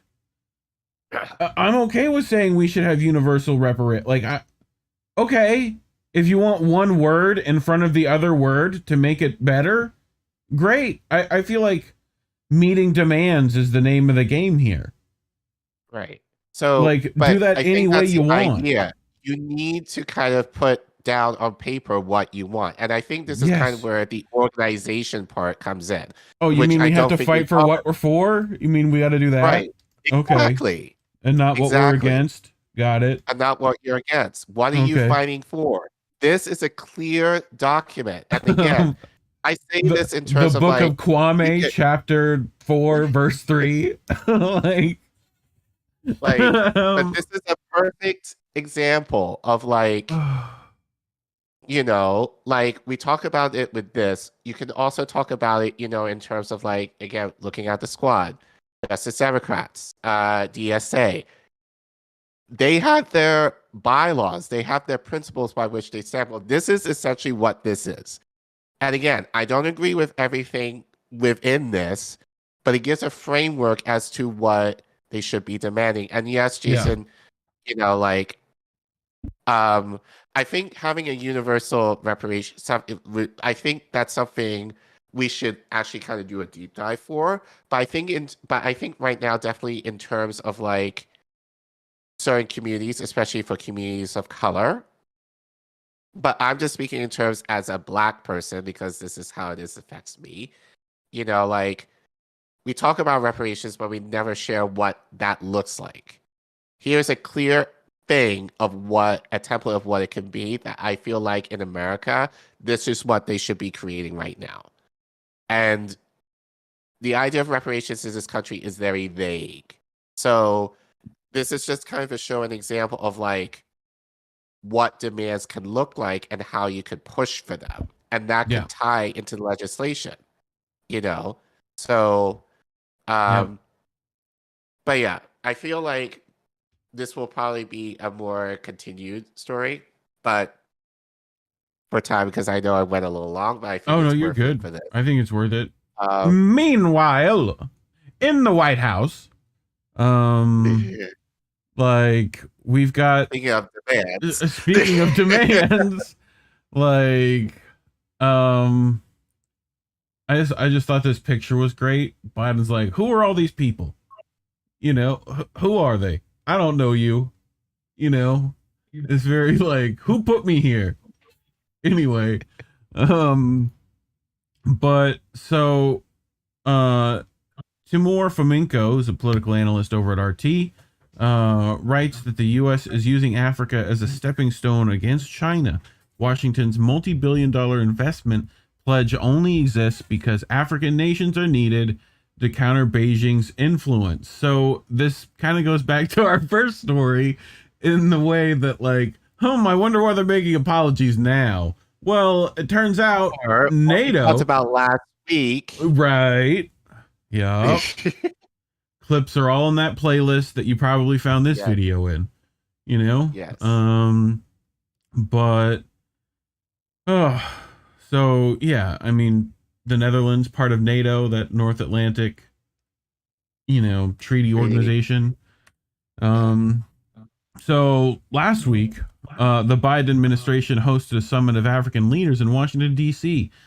The meeting, the first of its kind in over a decade, aimed to increase U.S. engagement on the continent with a view to countering China. The U.S. has become increasingly anxious about Beijing's growing ties with the African nations, accusing its rival of employing so-called quote-unquote debt traps. and other expansionist policies across the region. Accordingly, Washington now claims it will invest $55 billion across the continent in the next 3 years, although there is no indication as to where that money will come from. How much was sent to Ukraine, though? Oh my God. To the tune of like, isn't it like, I feel like it's in the trillions now. It's been like a couple billion, like over fucking, you know. Yeah, I with feel all like that. it's definitely coming closer. And we talked about this last week, you know, like the Pentagon budget has been increased to prep basically Taiwan with weapons. Yes. So the money Which, is there. Global South, if you're smart, all those weapons coming out of Ukraine, I'd be like, you know, eBay, maybe. You know what I'm saying? Right. Something. Like, I'd be finding some. Right. The U.S. has become, hey, why do all these African countries have javelins? That's weird. When did they get those? Accordingly, Washington now claims it will invest $55 billion. Yeah, Although there is no indication as where it'll come from. They're like, it'll get there. Don't worry about it. It's in the mail. Check's in the mail. You brought this to me right before we did the show today. What makes the U.S. think they can engage in the African leaders without an agenda? How do you say this name? Arikana Chihombori? Chihombori, yeah. Okay. Chihombori shares her thoughts and views without mincing her words on the recently concluded U.S. Africa Summit. For the boys and girls at home, who is this lady? You know this lady? So I talked about her. That was probably one of my first streams on my channel, Kamal Gukwano. She's a doctor. She's a trained doctor and activist. But her big thing is that she was the African Union representative to the U.S. from, I think, into 2010s. Gotcha. If I remember, like that decade. Okay. So basically, she was an ambassador to the African Union from the U.S. She is from Zimbabwe, but she went to school here as far as her higher education. But I would love to interview her if we ever could, but she is amazing, as an amazing speaker and very passionate about the continent, and very passionate about people knowing the continent and kind of sharing the truth, about the U.S. But that probably, I think she was let go probably because you'll hear, like, those of you who don't know her, you probably will know why she was let go. Like, we can't have this crazy black lady on this show. What are we doing? Right. She's saying the wrong shit. Not supposed to say that. All right. We'll give her a shot. You ready for it? And roll. Nothing is going to come out of it because it is a one-sided conversation. Right. Where is the agenda? The agenda should have been published way in advance. The African leaders should have been given an opportunity to also state their position so they can come up with an African position that can then be discussed alongside the American position. So the fact that it is a one-sided conversation, that is yet going to be another useless meeting with no outcomes. But again, I'm going to keep emphasizing the reason this is happening is because there is a disrespect for the Africans. There is a general feeling that we don't need to hear from the Africans. Their opinions do not matter. That wherein lies the problem. Why were the Africans not consulted? Why were the Africans not part of an agenda? Why was there not even an agenda like what happened during the FOCAC meeting with China? Those are some basic issues. No head of state. President Biden would not pick up and go to meet with any other leader in the world without an agenda. That simply doesn't happen. Right. So what makes the U.S. think that they can engage African leaders without an agenda? Come to Washington, let me tell you what I want to do for you. Come to Washington, let me tell you what you need to do in your country. That game is an old game. Right. It's not going to work anymore. To be honest with you, if I'm to speak the truth, I hope a lot of heads of states don't come. because it is an insult. It is an abuse of the African leaders. It's a disrespect of the African leaders. Where is the agenda? Please respect the African leaders. Do unto them what you would want done unto you. So it's really a simple ask. She fucking quoting the golden rule and shit out here, Collin.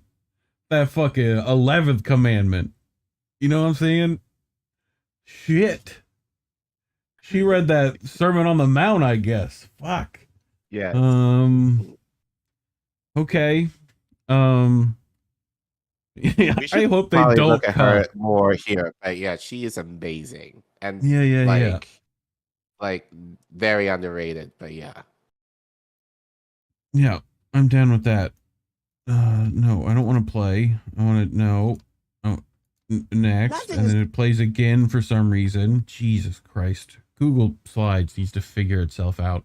The RT article continues. The true goal of this effort are transparent, as illustrated by an AP headline that read, China casts long shadow over U.S.-African Leader Summit. Washington's message is summarized as the U.S. offers a better option to African partners. If it wasn't clear already, the U.S. only has one thing in mind with its newfound love for Africans, and that is its own interests. In countering China, could it have cared less? Otherwise, definitely not.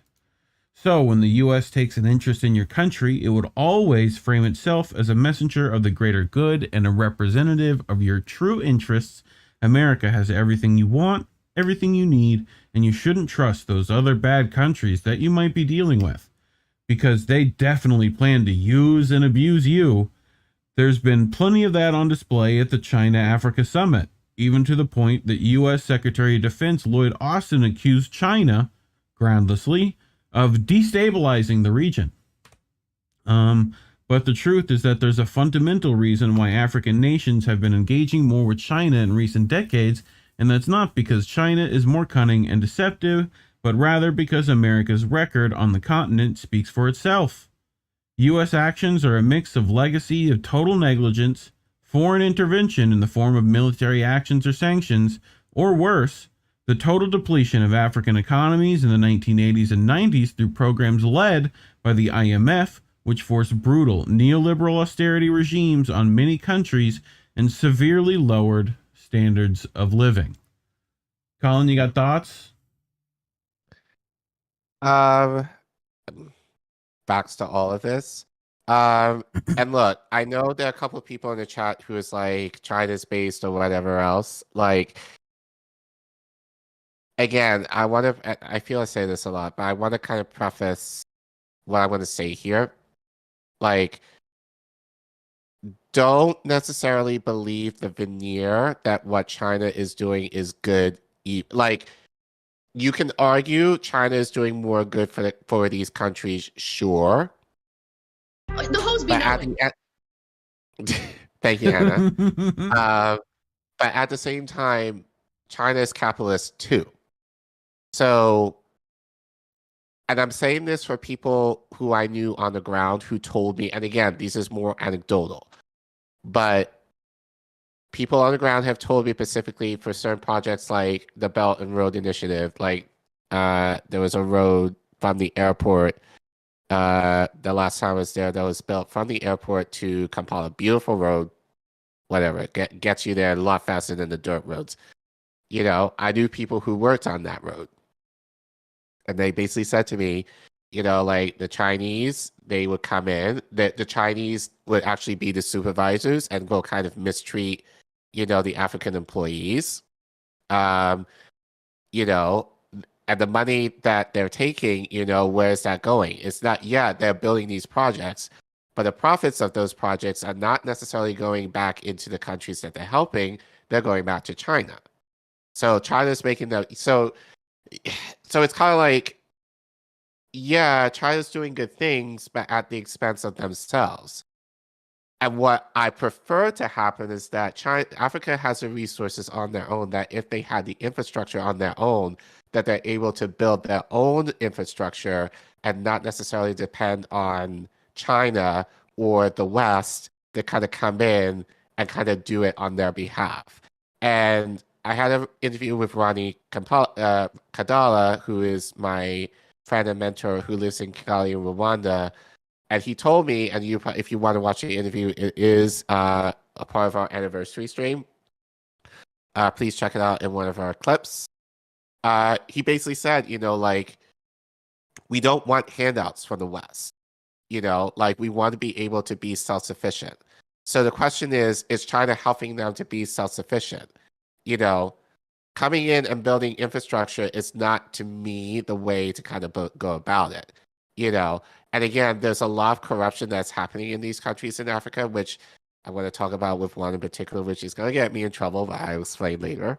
But, but it's a mix. Again, this is kind of what Kayla was saying. And I'm going back to that. It's a mixed bag. There's a lot of nuance in that discussion with China versus Africa. And I do get tired of people saying, like, China's based, China's great, all this kind of stuff. You got to take that with a grain of salt, because there's a lot of issues that you may not necessarily know, and the media is not necessarily telling you, especially, and even in independent media, but I'm here to tell you, for someone who's been in Africa and lived there for a bit and has talked to people several times, like many times, sorry, they may not necessarily share the same sentiment as you. And those stories need to be highlighted as well as part of the conversation, which I feel Have you they seen never those? are. There's like, they're on TikTok, which is probably not the best spot to get like your political information. And there's ones of like African immigrants to China. And there's like TikTok videos of just their life. And like, not bad. They're frying chicken with the giant like fry thing over the fire, like crazy people. But looks good. I want some. Yeah, I mean, people forget, like, during the lockdown, like, during like the beginning of COVID, like in China, like, there was an anti-black sentiment. Weirdness. There was some weirdness there, and I felt like that. Same in Ukraine. Barely got any. Yeah, but in Ukraine too. So so that to me barely got any press. Yeah. I knew I was looking at it from a couple of different content creators on YouTube that I watched that were talking about it. But to my knowledge, I don't remember anyone in our space talking about bottom this. line, Well, China's doing a far better job now than we are. Like, they're not trying to start wars. If anything, like that's the thing, is that they're like, what's the risk involved with taking their money in the long run? Like, that's the thing. If they're willing to help you out, you might as well take it. So, but again, I would prefer, and we talk about this, like, making that. Well, when we talked about with the reparations thing, it's giving you the means to support your whole community as a whole on your own, and not necessarily like. If Africa can get to the point where China is on their own volition, then that would be ideal to me. So, and I don't think people are necessarily having that conversation. It's like the West should come in and help them, or China should come in and help them, or Russia should come in and help them. It's like, what can we do to kind of help with the infrastructures that they have to build upon it so they're able to be dependent on their own? Well, and the thing is that China's at least listening. Like that. Russia is at least listening. Like, they're hearing those demands, and they might go, okay, that might be possible for, like. Right. So, but again, these are conversations that you and I are having, are not necessarily what other people, even in this space are having. It's just kind of like, China's based. They're helping out Africans. So, okay, but be more nuanced than that, please. To continue, the West also frequently accuses China's so-called debt trap diplomacy in Africa, promulgating the claim that Beijing purposefully saddles African nations with debt in order to leverage strategic concessions from them. That's precisely what the IMF did across the African continent, and such a legacy has been a historical driving factor in why China, as an economic partner, is now being preferred. Despite the Western spleen over it, for in practice, Beijing's actions completely contrast with what Americans and Europeans have done. first of all, and what the U.S. doesn't seem to understand is that China and African nations share a heritage of common revolutionary and post-colonial ties. In the 1950s, 60s, and 70s, Africa became the world's youngest continent, figuratively, because scores of new nations emerged rapidly as they gained independence from European empires. This changed the map of the world. Mao-era China, which was at the time also a post-colonial revolutionary state, was looked to as a source of support and solidarity during a time of Cold War turbulence. The newly independent African states had to navigate the path between the U.S. and the USSR. Many, therefore, established partnerships with China through the non-aligned movement, which became a beacon for Third Worldism in the sense of avoiding both political blocs in the midst of the Sino-Soviet split. Mao-era China often gave political, diplomatic, and military support to African revolutionary regimes. These included, for example, Robert Mugabe's Zimbabwe in the Bush War in the bid to topple the British-affiliated apartheid state of Rhodesia. China thus became a symbol of African solidarity and resistance. Its worldview resonated with Africans. In the modern day, circumstances have of course changed. China is no longer the revolutionary state it was, yet its historic ties with Africa have remained and transitioned into new principles which still reflect non-alignment and global South solidarity through the lens of multipolarity. Having developed rapidly, China has promoted its engagement with Africa in light of these legacies, vowing to help African countries move forward, but in doing so, avoiding the pitfalls that had relations with the West. While Western countries make aid conditional on the imposition of liberal democracy and neoliberal market policies, China vows to respect African sovereignty. Here's one recent... I think that's one thing. Just one second. I think that is one thing that's... Again, I feel that might be a very general take. Sure. Sorry, could you argue that I feel overall that is true in terms of like China doesn't come in to countries and say you have to, they don't want to take away their sovereignty. That I could probably say for sure is true. So far, yeah. So far. Yeah. You know, so again, you know, just given what this article is saying, China used to be a communist nation. So there was a lot of that kind of... One could argue, yeah. One could argue just as far as, you know, like the care that they had for Africa, which I think, you know... And the U.S. sanctions imposed on China for that act. Like, right. So, you know... So that's why I think Russia. that's why Africans... It makes sense that Africans have a lot of loyalty to China in that regard, which is more than understandable. But that's why... You know, I think that's why you have to kind of give pause a little bit or kind of look with a more critical eye, because China's not necessarily that nation it was back in the 60s and 70s and 80s. Sure. You know, they're a different place now. They're more capitalist now. So, in some respects, you know, in some respects, I think not some, I think in many respects now. Yeah. You know, but so. I would argue they're pretty socialist if they are anything. You know, True. At this point. But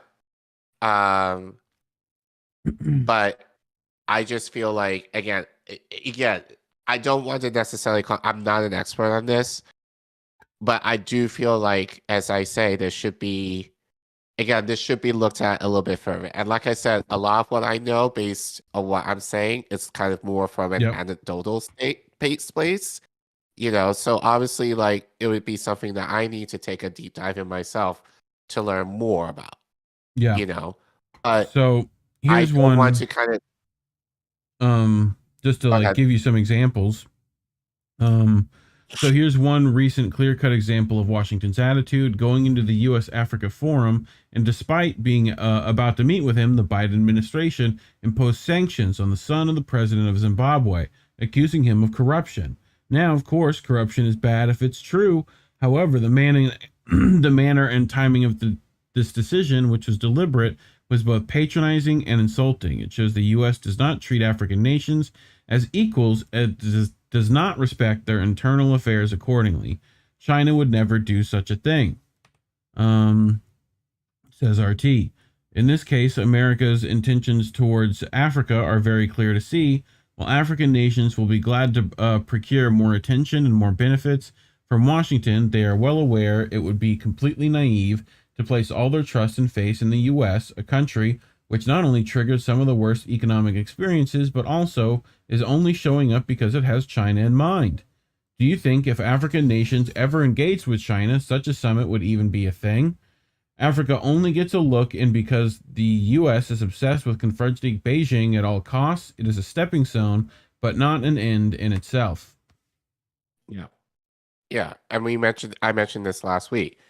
You know, the idea that many of these African, first of all, not all the African nations were invited to this summit.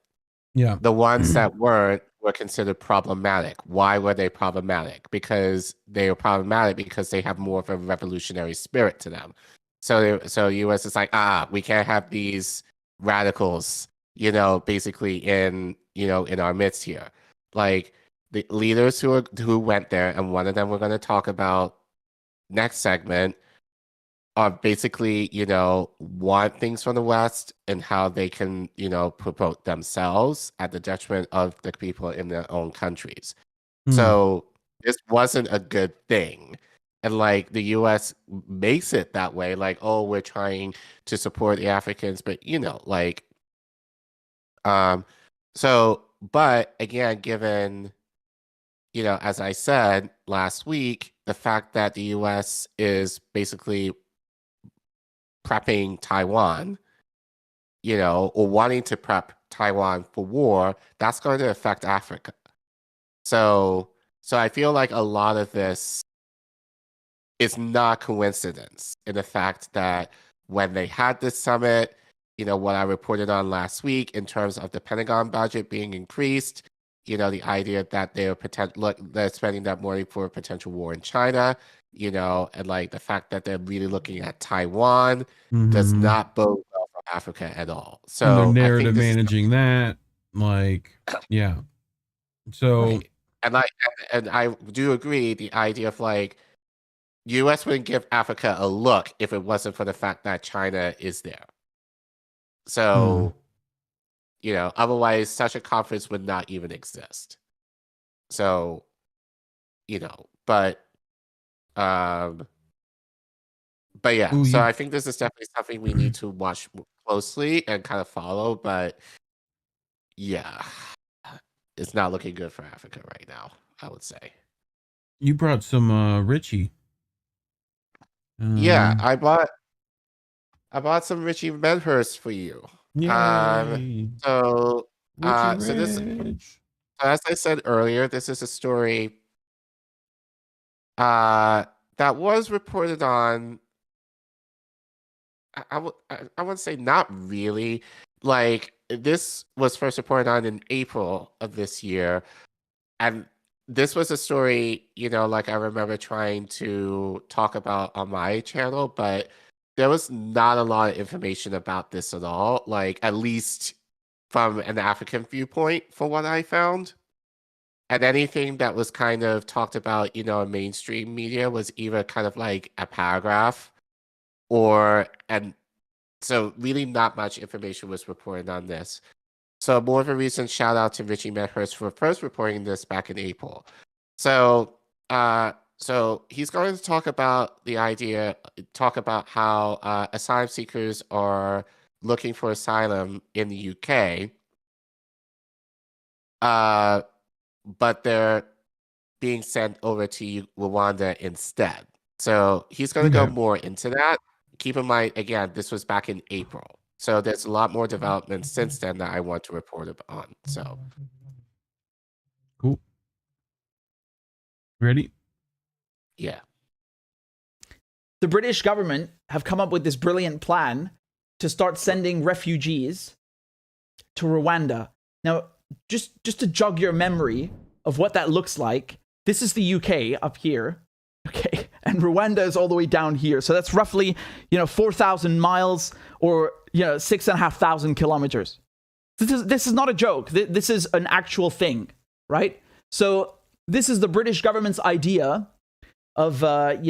cracking down on people smugglers and people and asylum seekers who enter the UK illegally, which is kind of an oxymoron and doesn't make any sense. But let me first tell you what they said. Let me break this down for you, and then I will give you my thoughts, okay?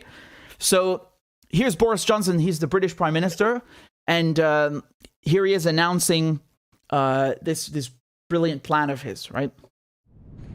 So from today, our new migration and economic development partnership will mean that anyone entering the UK illegally, as well as those who have arrived illegally since January the 1st, may now be relocated to Rwanda. This innovative approach, driven by our shared humanitarian impulse and made possible by Brexit freedoms, will provide safe and legal routes for asylum while disrupting the business model of the gangs. Because it means that economic migrants taking advantage of the asylum system will not get to stay in the UK, while those in... Okay, so that's a straight up lie, because he says economic migrants taking advantage of the system won't get to stay in the UK. No, they're going to send refugees who are granted refugee status to Rwanda. It's not about economic migrants, it's refugees. So even if you are a genuine refugee and you come to the UK and they recognize you, the British government says you are a refugee, we recognize why you're fleeing your country, we grant you refugee status, they're still going to send you to Rwanda. So it's nothing to do with economic migrants. He's lying. That's a straight up lie. And this idea that asylum seekers enter the UK illegally, I'm going to get to that in a second. Again, let me just, it's hard not to jump in because there's so many lies per minute, right? Or per second, I should say. So here's another one, right? He gets asked a couple of questions. Here's one of them. Is the plan to send asylum seekers to Rwanda a genuine answer? Is it a workable solution? Or is it an attempt to look tough on an issue which the government's failed to address in the last few years? And if I can ask about the fine you received earlier this week, do you still think you have the moral authority to govern? What would you say to the people watching at home who think that you have been guilty of hypocrisy for not following the rules you told them they must follow? And what would you say to the MPs who think you lied to them? Well, thanks very much, Nick. And look, on your second point, I said quite a lot about this on, I think it was Tuesday. I'll be saying more when I update Parliament, as you can imagine, next week. And I think you probably have to wait until then for me to say. That whole sentence literally means nothing. He just, some people, they can speak without saying anything. That's Boris Johnson. Say more on that. But on, whether this is a solution that is, a magic bullet, as it were, that can deal with the problem of illegal migration across the channel. I want to be absolutely clear with everybody. I think that this is necessary, but it is, of course, not sufficient. There are many other things that we need to get right. We need to make... Yeah, insufficient is really putting it mildly.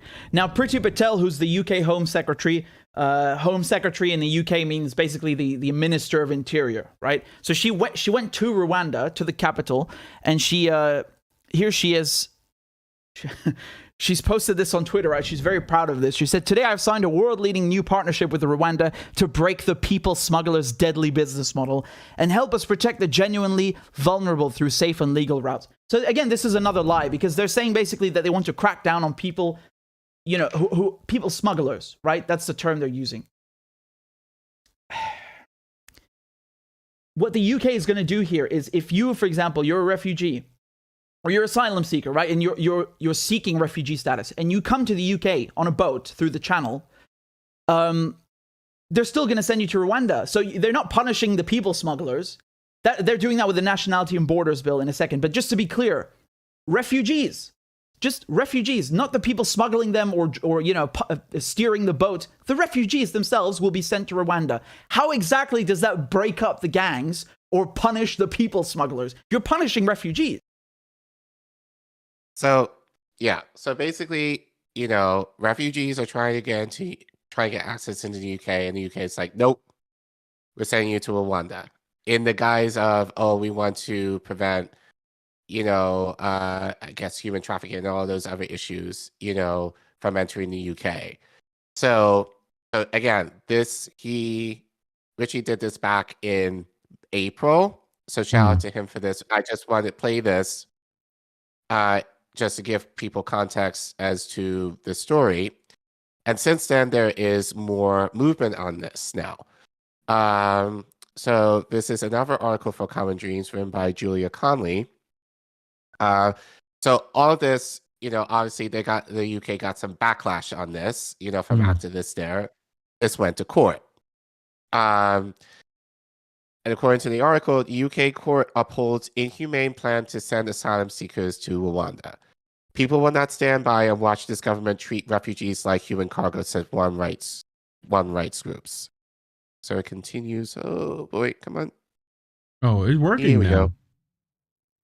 It wasn't working earlier. No, when I stop it, it has to I have to click it to kind of catch up to where you did it. Okay, gotcha. So human rights advocates on Monday vowed to continue fighting in the United Kingdom's plan to deport asylum seekers to Rwanda if they arrive in the UK after crossing the English Channel by boat, after the country's High Court ruled that the Conservative Party's plan is lawful. If the government moves ahead with these harmful plans, it would damage the UK's reputation as a country that values human rights. Asylum Aid, which challenged the plan after it was introduced earlier this year, said it is determining whether there are any grounds for appeal, while the Joint Council for the Welfare of Immigrants vowed to continue leading proponents of former Prime Minister Boris Johnson's policy in obstructing the Conservatives' plans. We know that people coming together to oppose these flights is powerful, said the group, noting that a charter airline contracted to fly refugees to Rwanda pulled out of the deal under pressure. People will not stand by and watch this government treat refugees like human cargo. The High Court did rule that 8 Pacific cases of refugees should be reconsidered and directed Home Secretary Suella Braverman to decide if there's anything about each person's particular circumstances, which means that his asylum claim should be determined in the United Kingdom, or whether there are other reasons why he should not be relocated to Rwanda, rather than issue a blanket policy for the thousands of people who arrive in the UK by small boat each year. Yeah. But it also said that the policy does not run afoul of the country's Human Rights Act of 1998 and its obligation to refugees. Emma Solomon, CEO of Refugee Council, argued the ruling violates international law. If the government moves ahead with these harmful plans, it will damage the UK's reputation as a country that values human rights and undermine our commitment to provide safety to those fleeing conflict and oppression as enshrined in the 1951 Refugee Convention, said Solomon, adding that the hugely expensive policy does not deter people from entering the UK by small boat, as the Conservatives intend to do. Oh, sorry. Yes, all right. Where's Yeah, it go at? up. Yes, go Sorry. up. I saw a new slide. Gotcha. No, let's just Under do the that. plan, Britain is paying more than £120 million, or $147 million, to finance education and job skills training to people it sends to Rwanda, under the stipulation that they cannot return to the United Kingdom.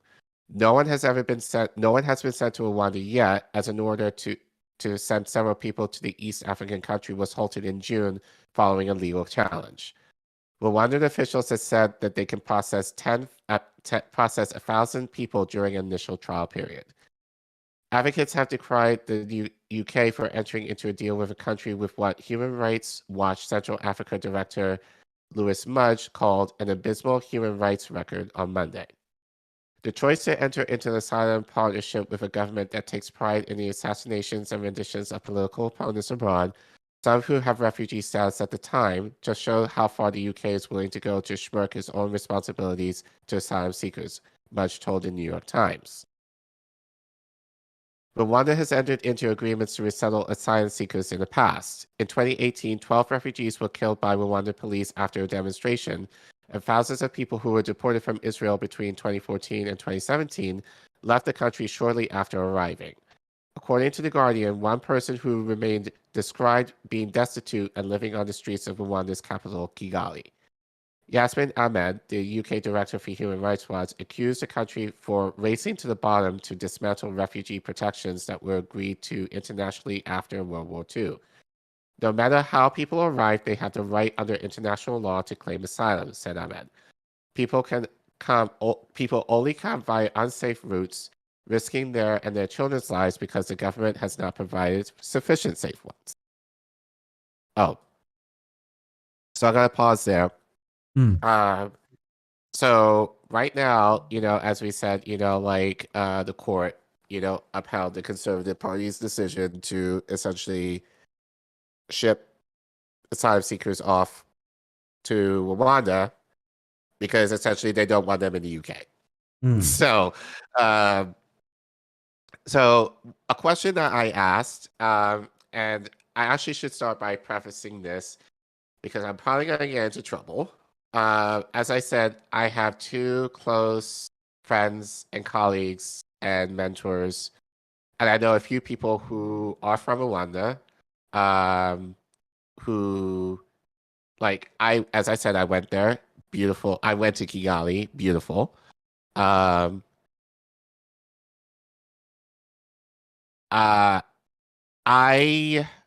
say this.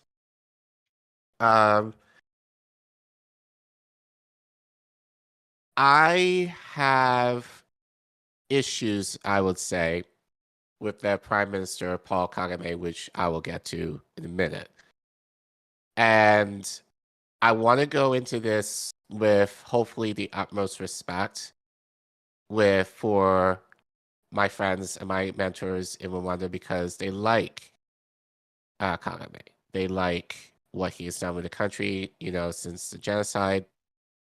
They appreciate how their country, from that has improved and their lives, for the most part, it's not perfect, but their lives have improved. And I was witness to that. And I saw that when I was there. But an issue that I definitely have with my friends in terms of Kagame is, at the end of the day, he's a politician. And as you probably guys guess, I don't trust politicians. I don't trust them here. I don't trust them in the UK. I don't trust them in Africa.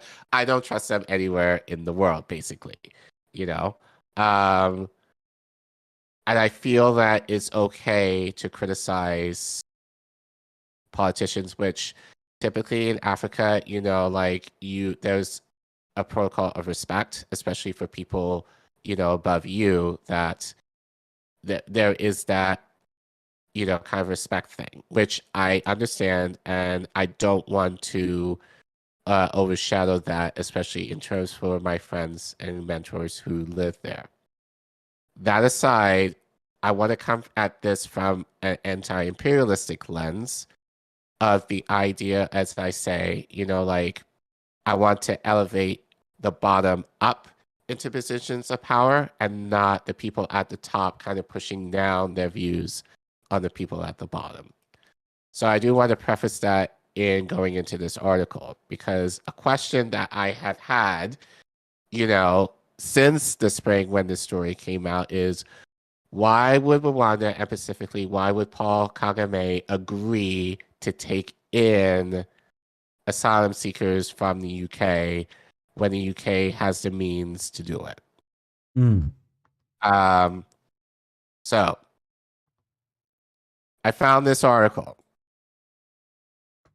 This is from Foreign Policy, and it is written by Masat Kabanozi. I didn't know her, but I had to look her up. She is a British-based Nigerian, but she's written for Time, Al Jazeera, and other outlets. So she's going to speak from a Western standpoint, but she's traveled to Africa and Asia. So I do want to preface by saying that I would have preferred if there was an actual African there, who was saying this. But I do respect and understand the sentiment that she brings to this article regarding this is going to go into Paul Kagame quite a bit. So Okay. she writes, Britain seeks to send refugees to Rwanda. Boris Johnson's government is partnering with an authoritarian regime in a legally questioning effort to make Britain's asylum seeker problem disappear. Again, this was written, I believe, also, I think in the spring as well. So it's a little dated, but a lot of the information here still applies. So she writes,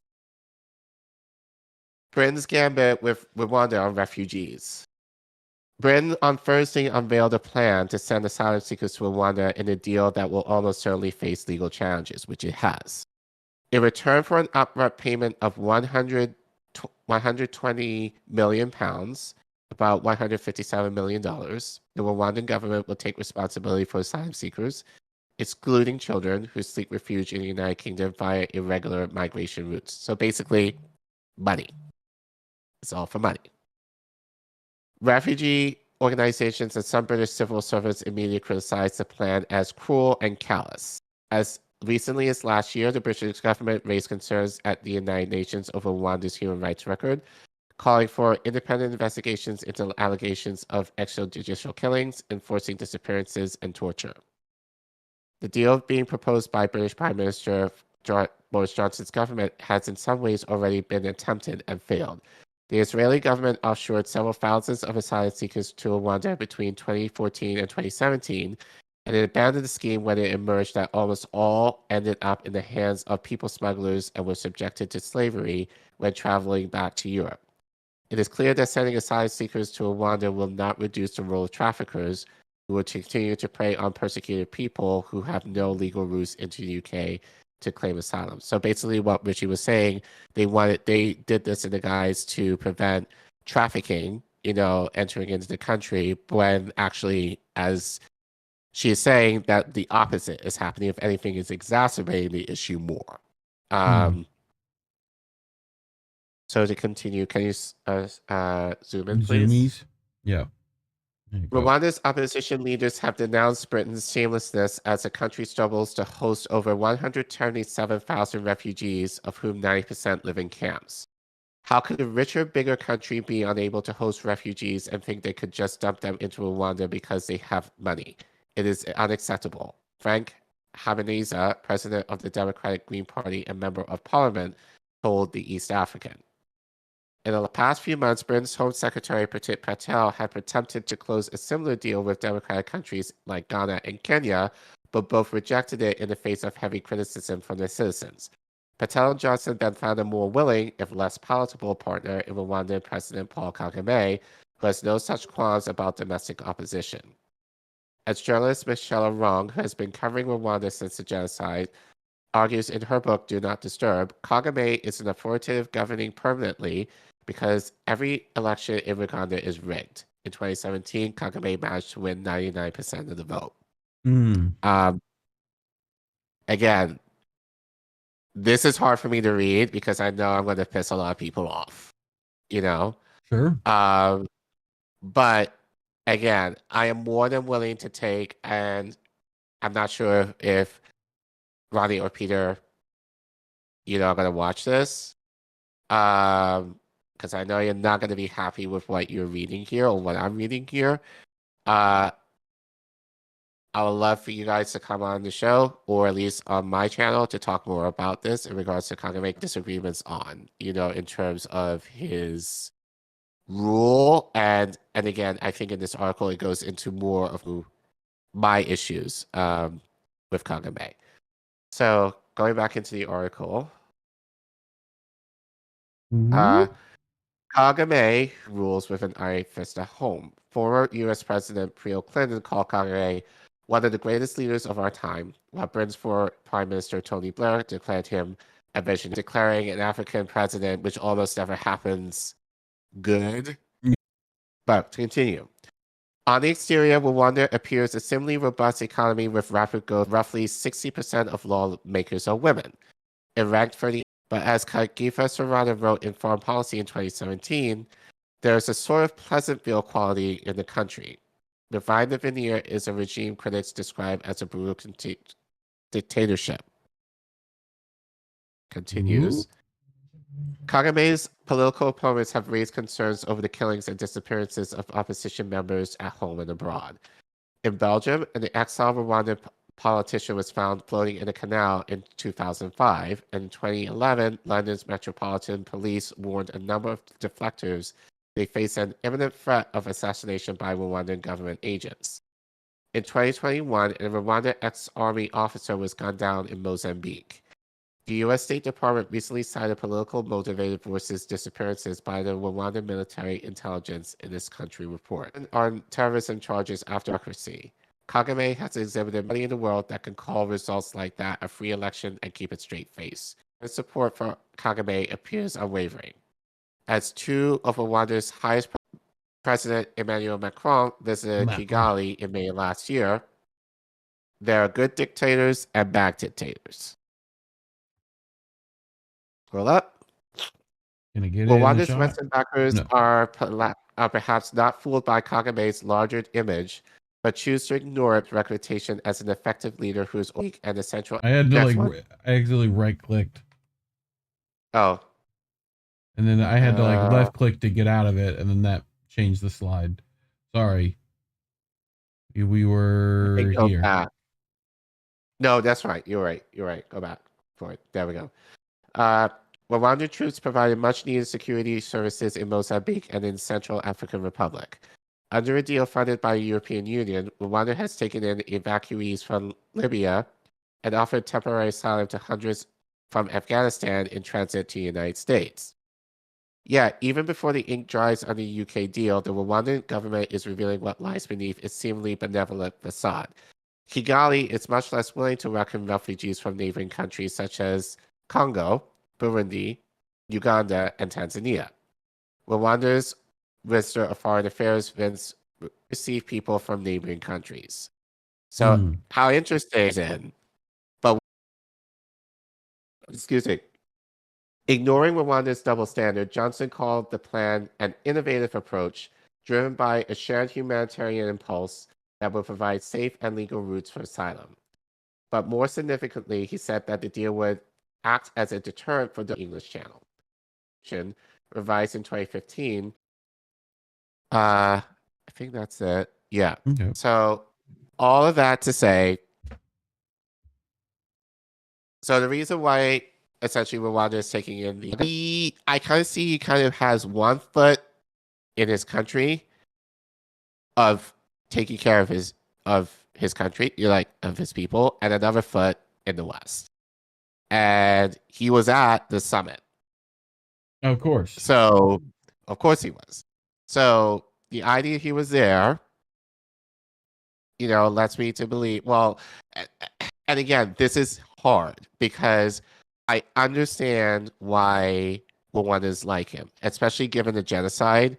He kind of came in and essentially cleaned up the mess, so to speak. And so he has a lot of reverence in the country. So I understand it from a Rwandan standpoint, why he is liked.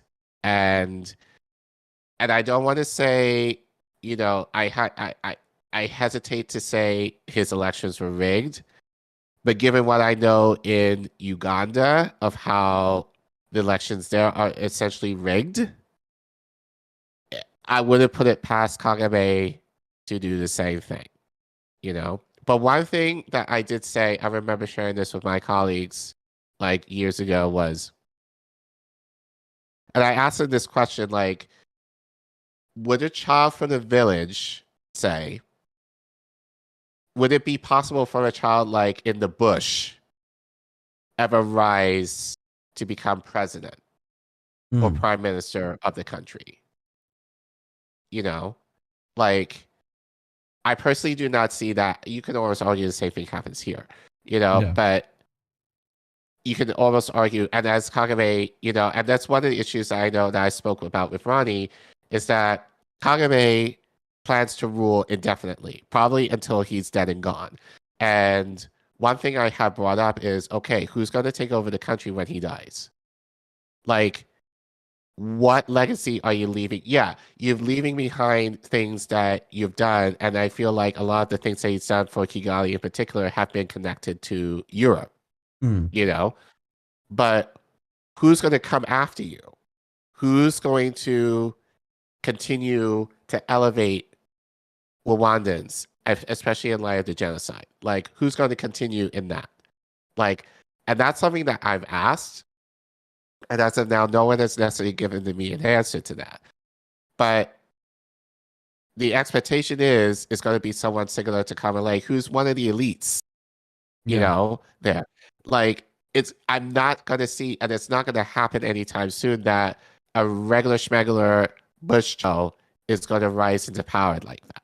And so I get what this, you know, what this journalist is saying in terms of, you know, like, well, it's class his struggle rule there too. is kind of more, You know, yeah, I mean that's right. very much so, very much so. And actually, in Kigali, it's interesting because from when I visited, so you have the city, and normally, like, if you know, you have a city, and especially in East Africa, you have the city, and you have to drive out like at least like maybe a half hour or an hour or so to get into the bush, essentially. Kigali is interesting. It's that there's a city, and like the bush is just right on the outskirts of it, you know. So whereas when I was living in Uganda, I had to travel like 90 minutes, 2 hours to really essentially get into the bush. I think really an hour, honestly. But like the bush, essentially outside Kigali, is like a 20-minute drive. So it's basically right on the outskirts. But what's happening is the city is getting bigger because they're building more property. And you might argue, well, who's the property for? It's not for the poor. It's for the upper class in Rwanda who is building houses. And so because of that, as the city limits are expanding, they're pushing out the people on the outskirts out farther out. Yeah. You know? So I found that very, so I would you call it? I mean, you could call it that, but it's a version of. Yeah. But this is kind of like, so that's my issue with Kagame, is that I think he caters more. He's definitely catering more to the elite class in Rwanda. Not to say he's not doing anything for, you know, the working class there. There definitely are improvements which compared to other countries in Europe that are way better. But as the article said, it's kind of like a veneer. Like, it's only like in appearances, you know, that that's the case, when there's actually like more stuff underneath the surface of that. So, you know, but like I said, you know, like, again, this is all tied to money. And I think this is all a part of keeping Kagame keeping good graces with Europe in terms of making sure, like, you know, and the fact, as I said, the fact that two, you know, Western leaders basically called him out and saying like he's a prize essentially of Africa, essentially, you know, that's a red flag in my book. I would agree. I mean, you know, it's definitely all about the money. It's also it's all about geometry. It's definitely about geometry. But anyway, I think that's all our stories. We're storied out. Yeah, it is. Yeah, so kind of not long really for tonight, but yeah, it's fine. That's Christmas. Coming up, you guys are hanging out. I think we. So what's up? Festivus Yes. for the rest of us should be soon. What is that? 23rd, Friday night? Yeah, that's Friday at 8, starting at 8. Are you planning to air your grievances? Member Uncle Warren shows Extra Booyah. He also does the After Dark show on the weekends, on Saturday nights. So I think I'm actually going to be on that at some point on Friday. Sure. So Two Dissonance people, I think, plan to appear, and yeah, people will be there. Yeah, so I think it'd basically be kind of like one of our roundtables, essentially. Yeah. Just Festivus themed. So bring That's the next your theme. bass slap. You know what I'm saying? Sorry, what? But yeah, hopefully there will be feats of strength. Are me and you gonna wrestle? Is that what we're gonna do for our feats Yeah. of strength? So I was Air saying 8 to 10. grievances. Yeah. 8 to 10 Eastern Standard Time. So yeah. So I'm not sure who's. Well, if you can, if you can kind of share who is supposed to make an appearance, if you can let us know in the chat. But yeah, essentially it's gonna be like a round table, essentially. Yeah. So There should be a so load of definitely people. check it out. Put the link in chat, Warren. That would probably also work. Yeah. But you should be So, able to find yeah. if you want to find them, you can go right down there below us to the indienews.network URL. Just pop that into that address bar, right? And hit that, and you can hit meet the members, and you'll find all the links to all the members of INN, as well as finding our channels there too. You can support us there. We've got our donation links and all that jazz. Should be in the description below if you want to find that. It's in that doobly-doo. So Warren's saying guest appearances by Keen Weiss, who you know from Due Dissonance, and his wife, Bees, Yeah. folks on INN, Jimmy, who's also you know part of our network, Yep. and other people. So should be a fun time. Yep. So I feel like next week, and then thank you, Warren, for the link.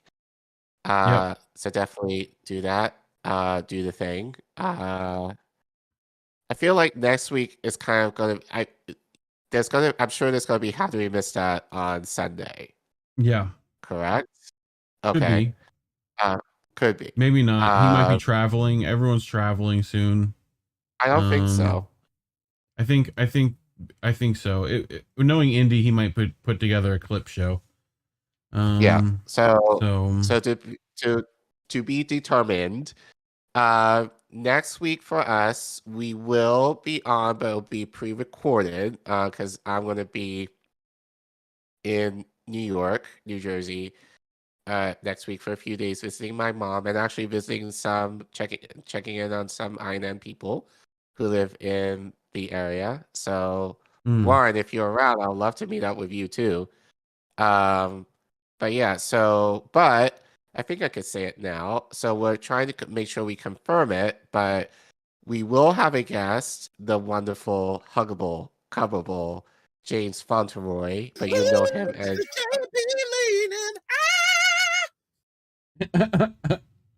You should make a show called The Lean In. That would be great. Yeah. Well, guys know him as JB from RBN. So we're talking with him. So we're going to record it on Tuesday, but we're going to premiere it next Wednesday. Kind of keep you guys in the schedule, in the routine, but yeah, it won't be live. So, but yeah, so we're looking forward so we could nail it down to hang out with JB for a bit and talk about some stories. So.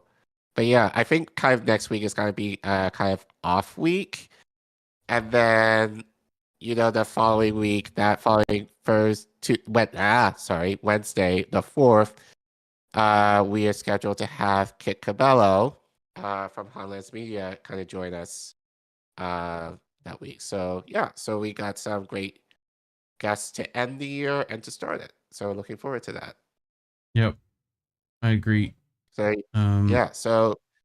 so definitely make sure you guys. I think we got a couple subscribers since we've been on, so thank you guys so much for doing that. But please make sure you're subscribed and do the things and share the things and like the stream and all that good stuff. So we can get to our monetization point.